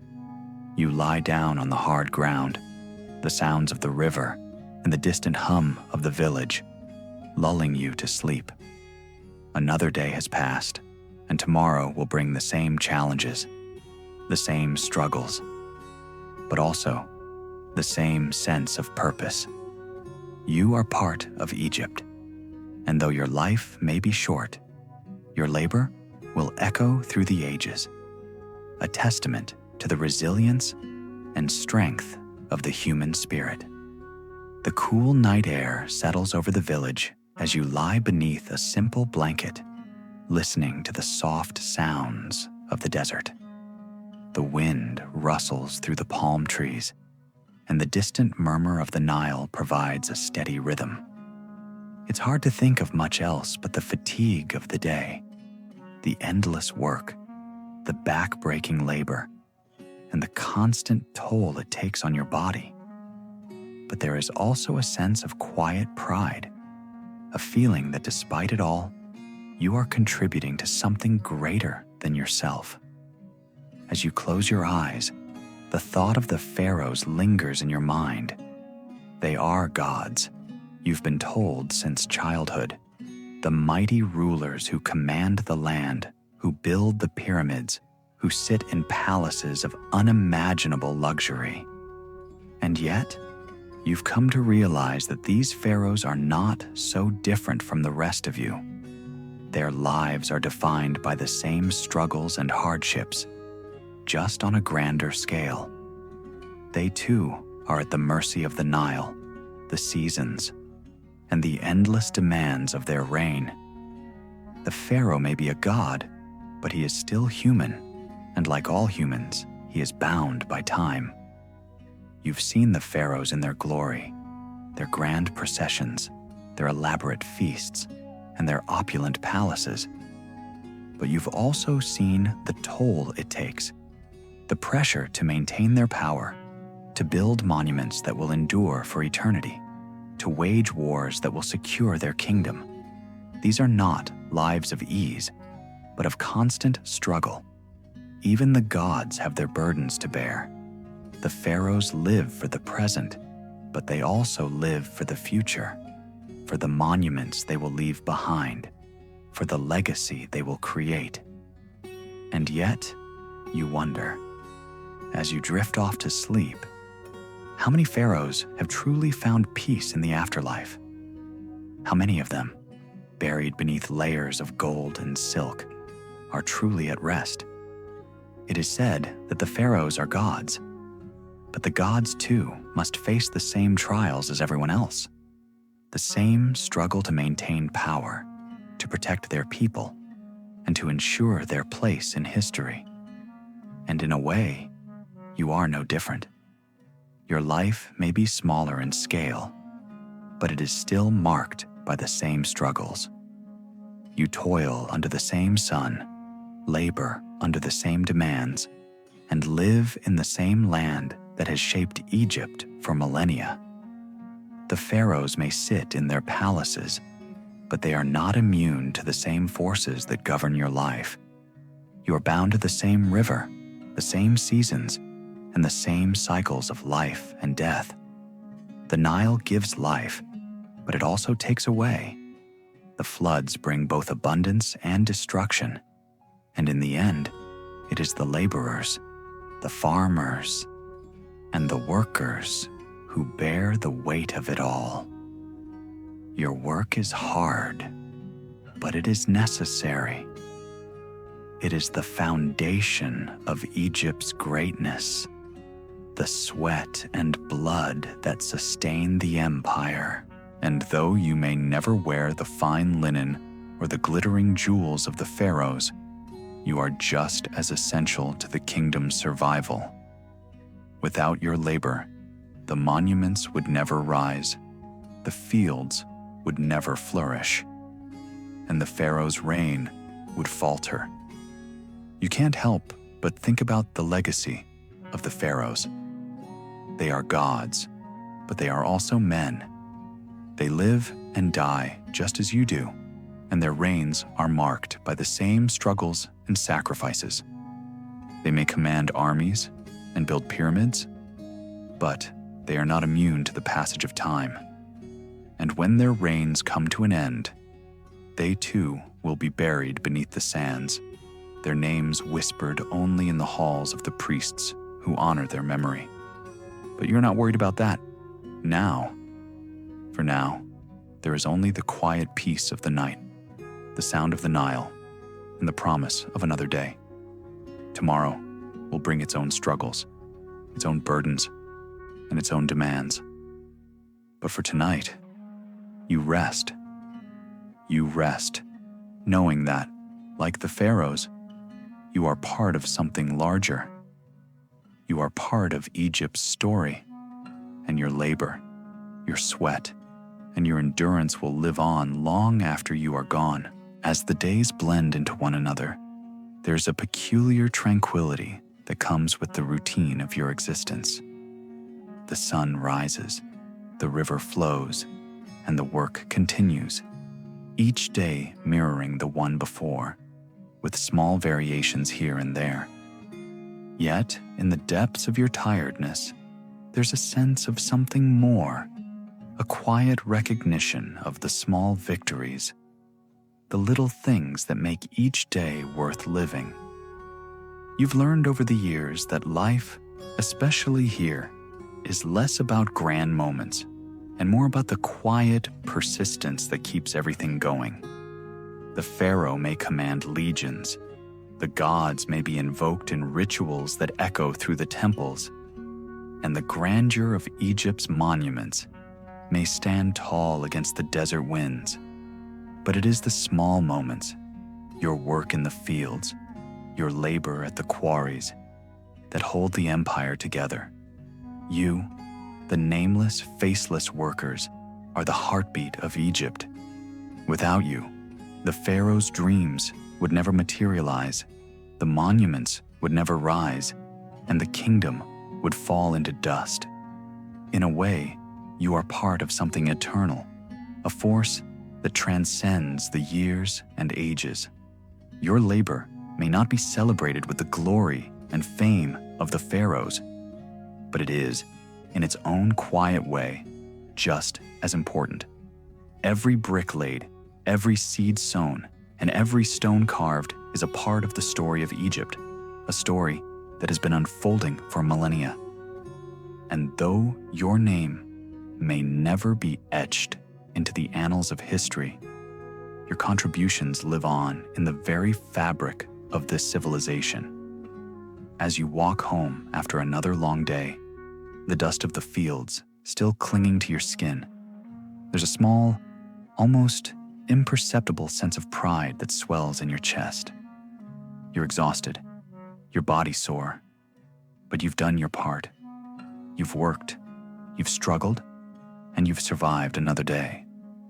That, in itself, is a victory.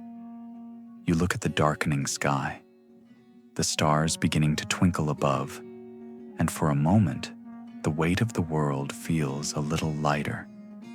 You lie down in your humble dwelling, the soft breeze from the Nile cooling the air, and you allow yourself a brief respite. The hard work, the relentless struggle, and the unyielding demands of life may still be there when you wake. But for now, you rest. Your body may ache, your hands may be calloused and worn, but you've made it through another day. Tomorrow, the cycle will begin again. But for tonight, there is peace. It's hard to imagine a world without the Nile, without the endless cycle of work and life. The river is as much a part of you as the air you breathe. It sustains you, nurtures you, and shapes the very land you call home. But it also takes away. The floods, the droughts, the unpredictable nature of the river. It's a reminder that life in Egypt is as fragile as it is eternal. There are no guarantees, no promises that tomorrow will be better than today. But there is the work, the labor, the constant drive to survive and build. And that is enough. As you close your eyes, the rhythm of the river's flow lulls you into sleep. You know that when you wake, the world will be the same, tiring, relentless, and full of challenges, but also beautiful, full of life, and full of purpose. The Pharaoh's reign may one day end, the pyramids may crumble, but the work that you do, will continue. That is your legacy, your contribution to the great story of Egypt. So as you drift into slumber, know this: your labor, though unnoticed by many, is the foundation of everything. Without you, without the countless others who labor day in and day out, there would be no Egypt. The pharaohs may rule, the gods may be worshipped, but it is you, the workers, the farmers, the laborers, who keep the kingdom alive. You are Egypt's true backbone, and your spirit, like the Nile, will endure for as long as the land and the people exist.